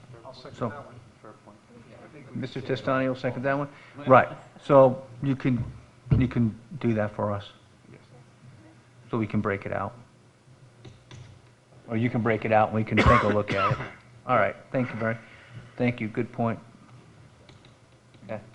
Because I think that's mainly what's causing my question, is because I'm trying to draw the bridge from where the project came from, what's our priority, and we have limited dollars, and we're trying to figure out where best to spend them. And it's hard when you're not given a budget and you can't see where this number is coming from. That's what a Board of Finance does, is we review numbers. So it's not helpful to not give us numbers. We understand that, and we try to give you the best budgets as we can. For this particular project, part of that 1.5 million is approximately $20,000 to $25,000 is just to design that area, and that's something we weren't able to cover the cost up front of, so that we could have a better breakdown of the numbers. Because again, the cafeteria, there's multiple options as to what the best way to do it is, because of the low ceilings, the small space between the drop ceiling, the roof possibilities are running ductwork on the roof, like an exposed ductwork system, but we also have solar to contend with up there. So there's a lot of moving parts for this, and that's why it was difficult without actually contracting with an engineer to come up with a budget. We worked with them to come up with what they thought would be a comfortable number that they would be able to get this project completed within, but they couldn't offer a breakdown because they don't know whether they're going to go with an exposed ductwork, or they're going to go above the ceiling, or maybe even an exposed ductwork within the cafeteria. There's all different options. Okay. Who's the engineer? We used Van Zelm, yes, I'm Van Zelm? sorry, it's in the book. So even if they came up with the options and we could just see it, it would be helpful. Okay. All right, but thank you. Okay, any further comment? All right. All those in favor of this item, say aye. Opposed? Is that unanimous? Okay. Very good, thank you. On to the next item. Stay comfortable, right? To hear, consider, and adopt the bond resolution as recommended by the Board of Selectmen, entitled a resolution appropriating $1,409,046 for the cost of replacing a portion of the roof at Osborne Hill Elementary School, and authorizing the issuance of bonds to finance such appropriation. Can I have a motion, Mr. DeWitt, seconded by Mrs. Charlton? Floor is yours. Where's the $46? I've never seen a bonding resolution so exact. We tried to get it as exact as possible. That bonding resolution includes the replacement of the roof, the oversight contractor to watch and make sure we're getting what we're paying for, and also the performance bond. So that's why you have some Performance bond. Just, what's the square footage? Is it the whole roof, or? It's a large portion of the roof. What it does not include, because it says partial, is it does not include the gym roof, which is a newer roof. This part of the roof as well, which is the cafeteria. So the hallway to your right or to your left or behind you, and then the east and west hallways and classroom areas. Everything but the gym. Okay, Mr. DeWitt? So you liked me in the last one, you're not going to like me in this one, just fair. So with your predecessor, Mr. Papa George, we had years of discussion about roof warranties. Yes. And we spent money on roof warranties, and we were told we had to have roof warranties. And geez, I remember replacing the roof on Osborne not that long ago. So what's the story with the warranty on this building? So we did not replace the roof. We did a roof restoration on this and a warranty extension on this building. We are a couple years still shy of that warranty being out. Our legal department is pursuing action against the warranty company at this point for failure to keep up on their side of the warranty. It's been an ongoing back and forth discussion at this point. They've offered some information. Yeah, I can't say too much about it, but they've offered some information we've countered, so at this point it's still an ongoing So we pay for a warranty Correct. in good faith, and then the company comes back and says, oh, that thing that you're calling me about isn't covered under the warranty? Is that, I mean, is that what we're talking about here? And I know I don't want you to get into painful details that are going to, you know, but this is a real sticking point with me because we spent, honest to God, 6 months on warranties of all the roofs, and I thought we were like past this in our lives. And the town facilities committee, you know, commission had issues with it, and we talked about this ad nauseum. And here we are dropping $1.4 million when, what should this number be if the warranty was being utilized? It should not be a number before you. We Okay. should not have to replace the That's, roof as that's what I thought, okay. So 1.4 should go away. Yes. That is crazy. And how much did the warranty cost us? $750,000, $780,000? That's what I remembered, too. Yeah. And it took 3 months to pass it. Right. It was a long discussion. I mean, it's half the cost of the freaking roof, right? So, so this is the part you're not going to like. So how do we get with the town attorney and determine that if we wait 6 months or 3 months or whatever it is, that there's a possibility of closing on this before, because once we put 1.4 million in here, forget it, the warranty's gone, right? We're never going to get that back. So we don't have the option of just fixing the current roof. We have to replace the roof no matter what. So it's a matter of legally whether they're going to be responsible for the replacement of the roof, partial replacement of the roof, or to live up to the cost of what the extension was of the roof at the time. So that's what we're currently in litigation with. Unfortunately, at this point, we have no choice, but we must replace the roof. It's failed in different areas. It's failed to the point where it's not repairable, or not repairable to the point where last summer, right before school started, we had to do an emergency repair, which for all intents and purposes, we took a rubber membrane, laid it over the top of the roof, and tarred it in at all the joints and seams, just to get it so that we could have a safe and healthy school year for the kids here. Yeah. And I don't want you to think that I think you've done anything wrong. I think you guys have done a really great job of keeping this thing, but it's just very frustrating. And I know you weren't here to live through this, nor was, well, you might have been here as Mr. Superintendent, but not in your current role, but. Happily ignorant. Yeah, well, as I would have been if I could have been too, but, yeah. And I know Mr. Bateson lived through it too, so that's it for me. Thank you. Is this the first problem we've had with a warranty company with a roof? That I'm aware of, yes. Okay. So all the other warranties they've Yes, paid- we have a paid on? very good PM program. It's an Yeah. automatic system. The custodians in the building are able to put into an automated computerized system, which automatically calls out our PM contractor, who is certified by the different roofing companies to do the repairs on the roofs. Okay. Would we be able to get an update on your lawsuit, like, as things progress? I think we can to an extent, Yeah. yes. So is it actually a lawsuit been filed? It has not. We're still in, what did she called it? Yeah, negotiations, but she called it something else. A friendly conversation at this point is what they're referring to it as, between the two lawyers, but I don't know how far that's going to go. Okay. Normally, they progress faster when you bring a lawsuit. Yes. So, Thank you, Mr. Walsh. No, I was just going to say that the concept of the warranty for the most part's been good, except this one has gone south. Correct. Is that a fair We actually, statement? the company that has the warranty on this building, we actually have other buildings in the district that have the same warranty, same company, and we've not had issues with them. Same company. Mr. Basin was first, and I'll go. Yeah, and on this, when we originally expended the funds for this warranty program, did we pay that in a lump sum, or are we paying that on an annual basis? I would have to look into that and get it back to you. I would assume it was a lump sum. Okay, if not, if we still, if there's money in that account. Yeah, I you believe know. it was probably a non-recurring project that we did. Okay, and, I don't want to get in your sandbox here, but I just want to make sure that all you guys are when it comes to something like this, any decision you make now needs to be run by your attorney. Absolutely. For the simple fact that, once we start laying this roof, Yep. it's now our roof. They're going to walk.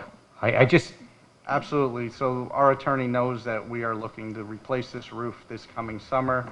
She's aware of that, and she is working with them. She hasn't told them that yet. So I shouldn't give any more detail on it at this point, but I'd be happy to. okay, that's fine. Also, too, typically when we do roofs, I see them go through building committees in case we can get state aid. Correct. And this one will as well. Who's doing it? What The building committee? It has not been assigned yet by the first selectman. Okay. We are requesting that it be done by the standing special building committee for the town.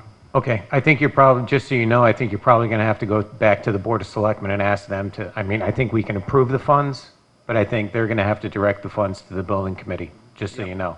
Yes, All right, and do you foresee any state aid on this, or are those, we do. We foresee a standard roof reimbursement on this. what's that, 20-something%? I think it's 25.6 possibly. And that's not included in the 1.4? No. Okay. No, I think you have to bond the whole thing, and then they... Yes, and then That's they good. reimburse. I really want you guys, I don't care what you spend on the lawyers, you got to get our money back. You do. I mean, this is exactly what we feared years ago when we signed this up. We were all for the PM program, and I find it very hard to believe that they're holding up on the other schools and walking on this one. So, get our money back, please. Mrs. Marmoran? Yeah, thanks for kind of outlining the budget on this.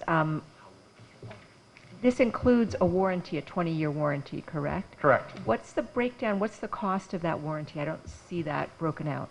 The roofing company doesn't usually give us a breakout of what the portion of it is for the warranty. They're installing a roof, and they're giving us a 20-year warranty on what they install from the installer. So they don't usually give us a breakdown of that. I can reach out and see if they can break it out, a line item for us. We've Yeah, I'm just actually asked in curious the what past, and the- they have not. Because I'm looking at the old warranty, was that broken out in terms of what that cost us? No, because the warranty that was on this building, what we did is we did a warranty extension program, so we didn't replace the entire roof. It was a specific repair the roof, and then we'll extend the warranty on it.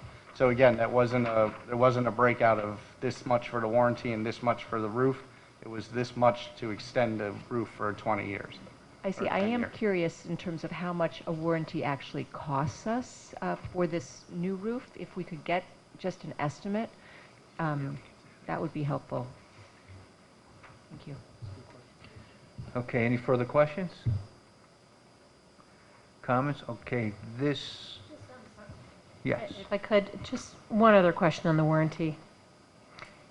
So that's included in, The installation. so who's standing behind the warranty? Whoever, we have to go out to bid with this, so whoever the bidding company that wins would stand behind the warranty, the roof and the warranty. Meaning Whoever the person that's doing the work? The installing company, yes. And, okay. But was the last one a third-party warranty, or was it the same situation? It was the same situation, however, the warranty company hired a third party to do the actual work on the building, which is, again, that gets into the legal side of it, so I don't really want to comment too much on that.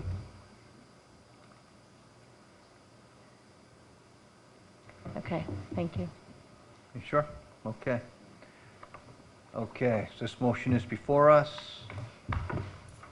All those in favor, say aye. Opposed? I know, Jeff. It's unanimous. Thank you very much. Thank you. That was begrudgingly a yes, Mr. Peter. Okay, we're going to go back to item number 5. To hear, consider, and act upon the following resolution as recommended by the Board of Selectmen. Resolved that the first select woman of the town of Fairfield is empowered to execute and deliver in the name and on behalf of the town of Fairfield a contract and any amendments thereof with the Connecticut Department of Public Health for $45,885, approximately $15,295 per year of this 3-year contract. Preventative Health and Health Services Block Grant for Policy and Environmental Change for Chronic Disease Prevention for the period October 1, 2019 through September 30th, 2022. Can I have a motion, please? Mr. Testani will go with, seconded by Mr. Vitola. Welcome and thank you for staying. Sure. So this is the typical grant that's probably been before many of you before. We get this every few years. This is a 3-year contract. This funding for this will go to continue the work for our bike route striping. We work with the Bicycle and Pedestrian Committee.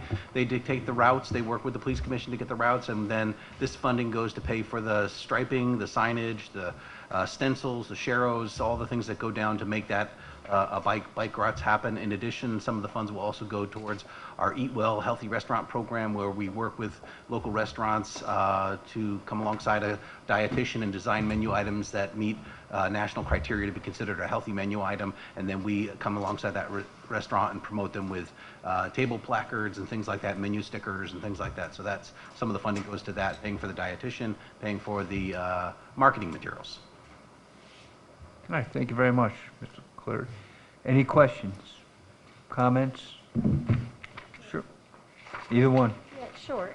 And sorry, because I'm new, but so maybe you could just help me understand. So we get the grant and then we determine, or the town determines how this money is spent. Is that right? So this particular grant comes with certain categories that you're allowed to spend it on. So this is under the environmental change category. We've been doing this for, I think we've had 2 cycles with this. So about 6 years we've been working on bike routes. We get some input, but it's defined by categories that are prescribed to us. Okay. And I was just wondering about the, and the bike paths, I understand. The Healthy Restaurant Initiative, this is an ongoing thing, and I was just curious about the efficacy of this for, I mean, I haven't noticed this as someone who frequents restaurants in Fairfield, so does it work? Is this the right way to spend that grant money? Could we put it in more bike paths? I mean, how do we determine that? Yep, and so that's, again, it's something that we've looked at. We started this grant. It's a regional collaboration it started with Norwalk, Westport, Weston, and Fairfield Health Departments.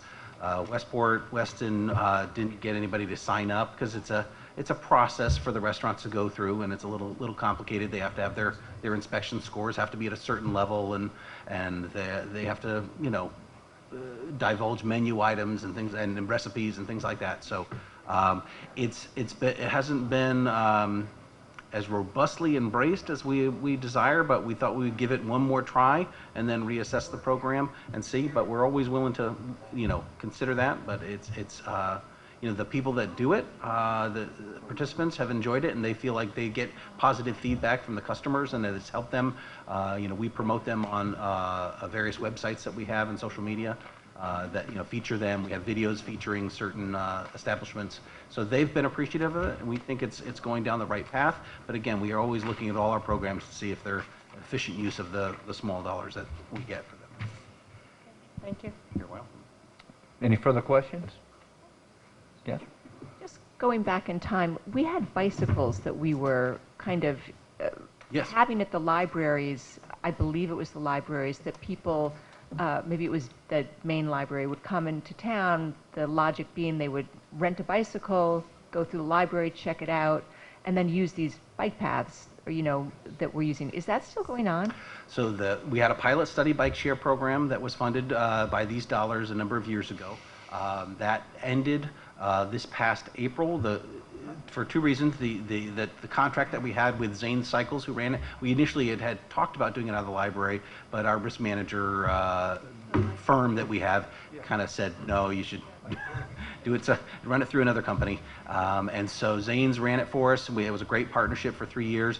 Right at the time that the contract was ending, they were closing that store in Fairfield.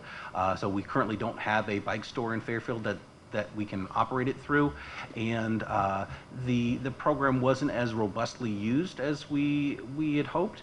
Right now what we're doing is working with the region on RFPs for potential, not that we're doing it, but we're considering for bike share programs to come in, bike and scooter share programs, and looking into that on a regional basis. We're meeting with MetroCog and Bridgeport Transit Authority to sort of work on that together. So we're at the point Stratford's trying a pilot program this year. We have some of the pilot data, but we're progressing very slowly on that. We don't want to jump into anything where we see 1,000 scooters all of a sudden show up on the streets and it gets out of control. So that program is closed down. We're working on what do we do with the bikes that we currently have that we have in storage right now.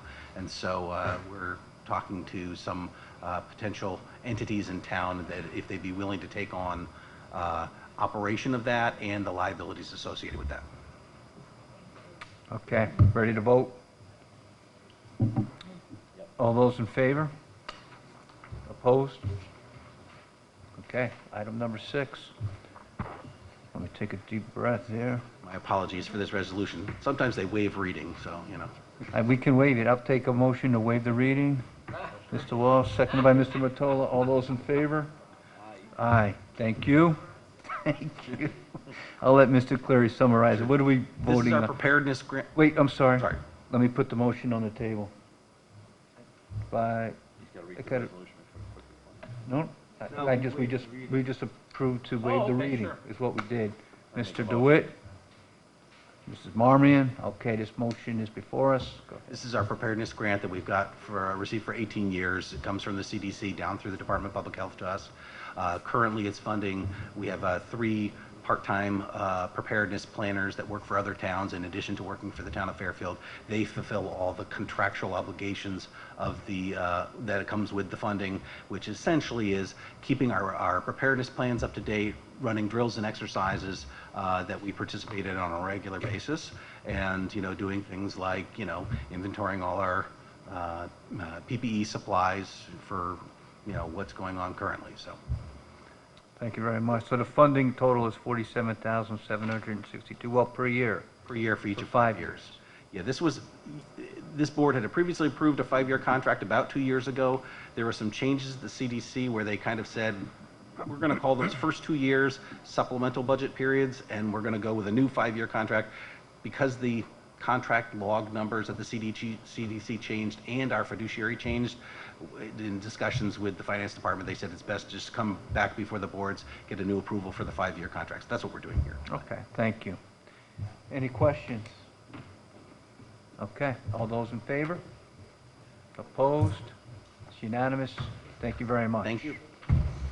Okay, we are going to one of the last items of the night. We're going to item number 11. Remember 12, we're not going to take any action.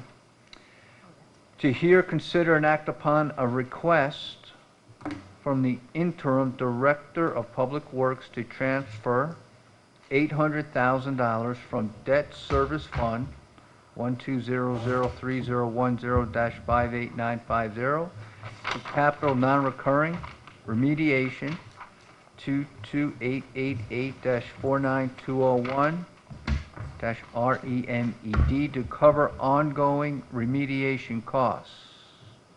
I have a motion to put this on the table. Mr. Testani. I need a second, Mr. DeWitt. Hi, Brian. Good evening again. So I'm coming back in front of you because during our last meeting I said the costs are ongoing, and since the last time we've spoken, we've had quite a few updates on the progress with not just the fill that's been dispersed through town, but also on the fill pilot itself. We've had 2 meetings with DEP, so we've kind of gotten direction from them on the way to proceed. So right now, we're moving very quickly. I have 7 sites that are going out to bid for remediation, hopefully as soon as Monday or Tuesday. We've investigated 11 more which are in progress, and we're waiting for the results of those. And we've gone out to RFQ and picked a qualified consultant to deal with the fill pile proper. We've selected Weston and Sampson, and they will be developing a sampling plan and dealing with the investigation of the landfill to address the NOV that we've received, the 2 NOVs received from the DEP, and a recent NOV that we received from the EPA 2 weeks ago. So we are positioned to really just kind of tackle all of this immediately and just kind of get this done. That's why I'm asking for the $800,000.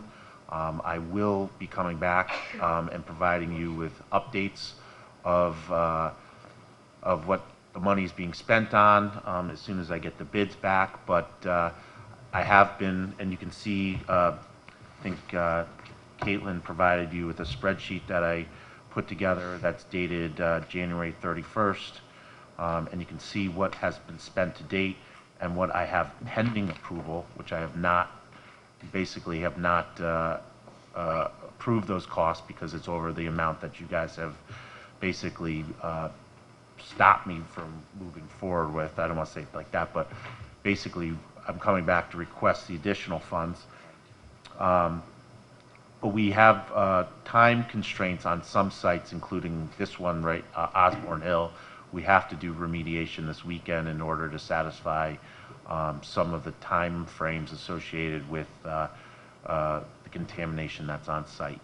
There's a significant environmental hazard. It just means that there's levels in the soil that if we don't remove within 90 days, we have to do additional reporting, which we want to try to avoid with the state. But I can talk to any of this, and also I'm going to keep obviously giving you updates on a monthly basis of what's been spent, what's encumbered, and where we are on track with this. Okay. That's a good way to end the night, right? Where do we want to begin here? Mr. DeWitt? I'm just trying to remember how we did this, so Ms. CFO, I think, trying to remember, we moved 1.2 million? It was 1.8 total. 1.8. 800,000 was immediately available for use. Right. So moved that to a capital non-recurring account. 1 million. The other million went to debt service. Yep. And then I think last month he requested 200,000 of the 1 million to go out. Right. So this is the remaining piece. Okay, so this is the remaining part of the 1.8 that we've previously allocated. Okay, thank you. Mr. Bateson? Okay, following up on Chris's points, I just want, so right now, we're at now the 1.8 is fully available to be spent. Correct. Okay, Ryan, on your schedule on the bottom,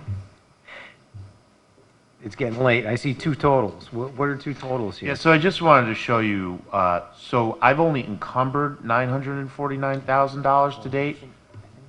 I need, as of today, over $1 million. I have not put that money into Munis or requested that money without coming to the Board of Finance. But right now, we're up against timeframes associated with regulatory hurdles we need to meet. This site being one of them, actually. Osborne Hill, if you approve this money tonight, which I hope you do, we will actually be out in the parking lot on Saturday digging out the soil. So are you asking for this money because of what you just told us, these 8 additional things? Is that what the 800 is? Correct. That's why we're pulling it out of debt service? Correct. Because you're like, I'm thinking that this was... So so basically right now, this is moving so quickly because after we met with the DEP last week, our environmental attorney met with the DEP with the consultant and the health director. They gave us direction that we needed from a regulatory perspective so that we could frame the remediations in order to get these completed and done. We have that direction now, and since we do have that direction, we're able to put together remedial action plans and put these sites out to bid so that we can close them out and finish them. And when I can, there's 7 sites that are now ready to go for remediation. We have 11 additional sites that are in stages of being investigated completed, investigated, and we're waiting on data for some of those. So right now, at this time frame, the off-site issues, we have 7 sites that are ready to go out for bid for remediation. I can kind of put together some rough costs on that. I'd rather do that once I get the bids back. I've come up here and missed some targets in the past. I don't want to do that. I'd rather have the bids in hand. Can you have that by March 11th? I think that's our next meeting is March 11th. Yes. So the Okay. goal is to go out, and if there's any hiccups, I'll let you know, but the goal is to go out either Monday or Tuesday. I've been on the phone, all week dealing with this issue with the consultant. After we've had numerous meetings with the DEP, we had a meeting with the administration yesterday to focus our efforts on what we need to do to get this book ended and moving quickly. My goal is to have this out to bid publicly Monday or Tuesday. Okay, now, we do have a quarterly on February 25th. That agenda's filling up, but if you have something you'd like to share with us, I will. We'll make sure you're on the agenda. As soon as I get numbers that are concrete, I will bring them back. The goal is because of, I mean, honestly, with the 800,000, I keep finding myself, up against, this barrier and timeframes, and it's just creating somewhat of a logistical issue. Things are very fluid, and I can provide you all the documentation you need as far as costs as soon as I have it. Okay. Mr. DeWitt? So I just want to understand your, and thank you for listening to everything. So it says that the amount that has been encumbered as of the end of January, 949,878. Correct. We're going to give you 8 tonight. So you're still going to be $150,000 short of that. That comes out of that number, correct? That's the encumbered number? That's the encumbered number. So basically, I will have up to 1.8 million to spend. I'm sorry if that's confusing. I just put that in there to show you what I can spend tomorrow morning, what we'll be at, because as soon as you guys approve that transfer, I have pending projects that need to be approved tomorrow morning in order to get. But it's in that number. Yes. So that number tomorrow morning turns into 149, right? No, that will be 1 million. That number's solid tomorrow morning. The 1,042,000. No. The 949 number. Yes, that's where that turns into 149 tomorrow after we give you 8. No. I'm not following you. Are we not? The 800 we're transferring tonight doesn't pay that bill? That has been No, encumbered. That bill's out there, and the money is already encumbered. Those funds have previously been Encumbered, but the 800 is additional. This is to cover the... Additional on So at you guys, So the we're Board of gonna- Finance has approved $1 million to date. So I'm right up against that $1 million with that 949,000. This is the encumbered versus paid, right? That's right. So the 800 we're paying. I couldn't encumber more than $1 million based on your previous approvals. Okay, well, so the money is gone. It's out of debt. If we approve this, the money's gone, and we're gonna have to come up with more funds to continue to pay for this, and we have to figure out 800's where not even that's gonna come cover from. it, right? No, I will be able, if you approve the transfer of the additional, that should last, and I will come How back long? for another couple months. Right, so eventually, we're gonna have to deal with the fact that we're gonna have to come up with more funds to continue to pay. What we need from you is what you think we will need, It's that number, yeah. right? Yes, And that's what you're so- saying, these bids are going out for. So the bids are going out for the 7 known sites I need to remediate. There's 11 additional sites that are in the Right. process of being investigated. Those may Okay. come back as not needing remediation. They may come back as needing remediation. I will have that data within the next couple weeks. Yes. The other thing, though, is the landfill itself. Right. We have got so basically, that's actually a more simple process. We're developing a sampling plan that's going to be certified or reviewed by DEP and EPA in the context of going out to the site and basically doing a full-scale characterization of groundwater, soil, and sediments at that site. Does that include the berm? That will include the berm, yes. So once we have that data back, that's when we can start discussing a final remedy for the closure of that property. That's after the next couple weeks, though. That's, yes. All right, Mr. So Bateson? so the time frame to have that investigation completed would be in an April time frame. Okay. Mr. Bateson? Yeah, I just want to clarify, a lot of numbers floating around and a lot of, okay. We've already spent $1 million. You're asking us to transfer out the $800,000 tonight, and that $800,000 you envision is going to be used to remedy these 7 sites that you know. Plus investigate the land, to do the sampling plan, investigate the land. Okay, so that 1.8 gets me to that. Correct. Now, to you or the administration, what's our next step for the 11 sites? Where do we envision this money coming from? Because I think we're tapped now. Right, we're tapped. We're at 1.8. That's all we set aside, or I think you guys set aside months ago. Where do we go for it? Because just to prepare us, I'm not asking for a commitment where you're going to get the money, but I think you guys need to think about, okay, we've got 11 sites. It sounds like it's averaging 100,000 a site, if they're hot sites. But where are we going to go now for any money? So, as you all know, we received notice of violation from the Department of Environmental and Energy Protection and from the EPA. We are responding to notices of violation from 2, a federal and a state agency. We don't have a lot of options here. We have to follow the law. That's it. So we have sites that have received fill from the aggregate pile that have been somewhat cleaned and remediated and need to be additionally tested because the DEP, and I mentioned this, I think, in the last time I was here, when you and I were here,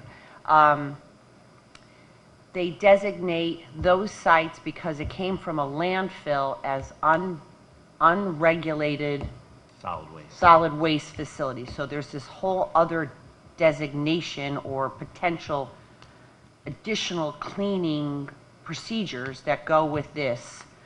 Our environmental attorney went up again to DEEP to have a more in-depth conversation about those things.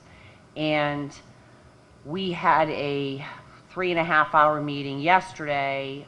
Brian, myself, Sands, our environmental attorney, the town attorney, and my team to go over all the sites and the landfill. We picked an LEP. The LEP was chosen, and we had to submit that to the EPA and to the DEP so that we were responding to the NOVs.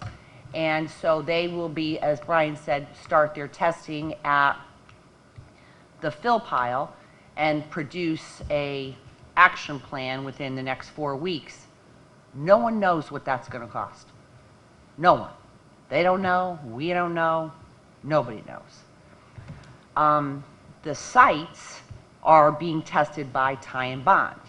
And we are working, again, with the environmental attorney, and we had a very in-depth meeting yesterday to say how we're going to handle these, because we're not sure if they're going to be designated solid waste sites or if they're just to be clean sites. The one good news is none of those sites have PCBs or were tested for PCBs, so that's good. Then there's sites that we cleaned, for example, Gould Manor, where we cleaned all along where the Julian fill was, but then as we were doing that, found historical contaminations on the site that were not associated with the fill. So we did this today, right? We closed off some more areas at Gould Manor because we want to do more grid testing at Gould Manor to see how far out, it's basically arsenic, how far out it goes, and to then have to come up with some remediation plan for that. We discussed the potential that the ball field that was put in there, how many years ago, by I think it was American, and I know there was some conversation about the original contractor was like thrown off, and then they had a new contractor. We're trying to find out, maybe they brought soil in that had arsenic in it that may have contaminated Gould Manor. We don't know the contract. We don't know. So we're closing off parts of Gould Manor. We made that decision yesterday because once you know it's there and it's over the exceedance levels, you have to address it. So we are doing that. I made the decision to have it closed, parts of it that we're going to test, and then I don't know what that's going to come back like. I don't know what it's going to cost. I mean, we're all in this together, Yeah. okay? Our town is facing a pretty serious issue here, and we don't know. We are following the strict letter of the law. We are following what we've been instructed to by the EPA and the DEP, and we're doing exactly what they're telling us to do, how we're supposed to do it. Right. So the question really is that we don't know. And I think we've known that for months. We don't know what this is going to cost. No, and again, I mean, listen, I talk about this every day. I work on this every day, as does Brian and Sands and our town attorney. Mm-hmm.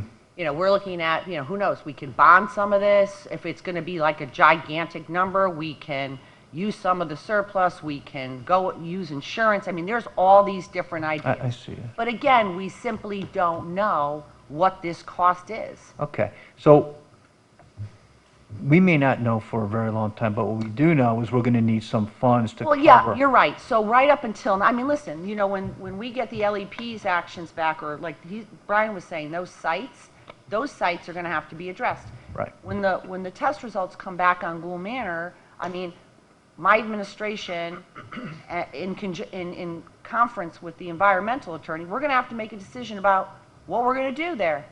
I can't imagine it's going to be cheap. Exactly. So I don't think we're going to find money all in one place through a bond at one time. Right. So when this comes back in a couple weeks and we're sitting there February 25th, we need to know what we need, and then we need to know how we're going to come up with those funds. And it's going to take this board to help figure that out. But And even so, I mean, Jim potentially may have to, you know, there may be special meetings have to be called throughout this process. I'm not entirely sure. All right. So what we'll address is what we know the next time, and any new information that you have. But you're spending it pretty quick, and so we don't have. I mean, I get it. You know, so we don't have a lot of time to come up with a plan to cover what's coming next, because we don't have any more money. So the thing is, we've basically been doing this since August, and you know, we've gotten to the point where we've produced a lot of data, you know, and we're down to the sites that really need to be addressed, as opposed to have been cleared or taken off of further consideration for remediation. So the reason for the request of the rest of it is that this is going to address all these issues. I do think we'll be able to get through the remediation of these sites, plus address the landfill issue to the point where we'll begin to start discussing a remedy with the data. All right, great. So that's probably a April, May timeframe to have that data and discuss costs associated with final remedy. But that's all we're, as long as we're making progress, there will be, the DEP and EPA will be working with us rather than we'll be in some type of, fine situation, which is not going to happen. Right. All right. Thank you. Mr. Mattola, you were first, and then. I think, Brenda, you touched on this. I know there was discussion months ago about some insurance coverage possibly for this. I don't need you to go into a 20-minute dialogue about it, but are you? Don't worry, I won't. I mean, is that still being looked at? Well, I mean, yes. I mean, the town attorney and my administration is looking at all options available to us. Right. Depending, I mean, it's like anything else, John. If it's a giant number, we're going to have to look everywhere. If it's, if it's a manageable number, I mean, it's Yeah, I hear you. I mean, we had our insurance person here, I remember, what, in October or whatever. He said, yeah, there's a good chance there's coverage for some of this, not all of it. but Right, some the of town it, so- attorney has been in contact with him. And again, any one of you can always contact Jim on your own through email and have conversations with him as well. Mrs. Charlton? Or me, for that matter. Yeah. Okay. Yeah, I just want to reiterate the point Jim made. I think the point is we can't or shouldn't wait until we know a number to come up with a plan. So back in August when this came up, no one had any idea what was in front of us, but the board said we're going to put away 1.8 million. No one knew if that 1.8 million was good, bad, or indifferent, but we had it available, so we set it aside. So I think the question that Ed and others were asking is, what do we have now that we can put aside? We do know that we have a surplus in the budget. At least as of last quarter we did, right? So when we get our next update, that number will be updated, and that's a potential source. And so maybe we say, okay, that money is going to be put aside, which means, nobody can ask for something else for it. Nobody can ask for a budget line item transfer for, new personnel or something like that. And that's the idea. The plan to put together those potential sources doesn't have to wait until we know what the number is. So That $1 million, I just want to be clear. I mean, these surplus numbers that we get, especially early on, could flip in a second. I mean, you'd be surprised. Ms. Bossi, have we seen multi-million-dollar switches quarter to quarter? Yes. I mean, so to even think about, I wouldn't even think about that money until almost the fourth quarter. Because we just see, and sometimes it gets a lot better, and then there's reasons why something is completely changed. So I could never, I'll tell you personally, I can never base the fact of we had a $1 million surplus at the end of the last quarter and not think that we could lose that in a quarter. Or it could go up to $4 million 1 quarter from now. We've seen that drastic of changes. I'm just telling you from our experience on this board. No, I understand that, but the $1 million, or at least a big part of it, was because there were positions that had not been filled. I mean, the way you lose that, you lose it for a reason, right? You fill those positions, or you decide to spend the money in other ways. So the point being, by identifying those sources as of a point in time, maybe you put a lock on it. I'm just saying there has to be some kind of plan, because in the end, we don't know what it is. So you have to make an estimate, and you have to figure out what some alternatives are, and maybe the surplus isn't one of the alternatives. So I don't want to get into it. Not the current surplus, the current year we're in, because here's one of the big things that has happened. State grants just disappear that we have in our budget.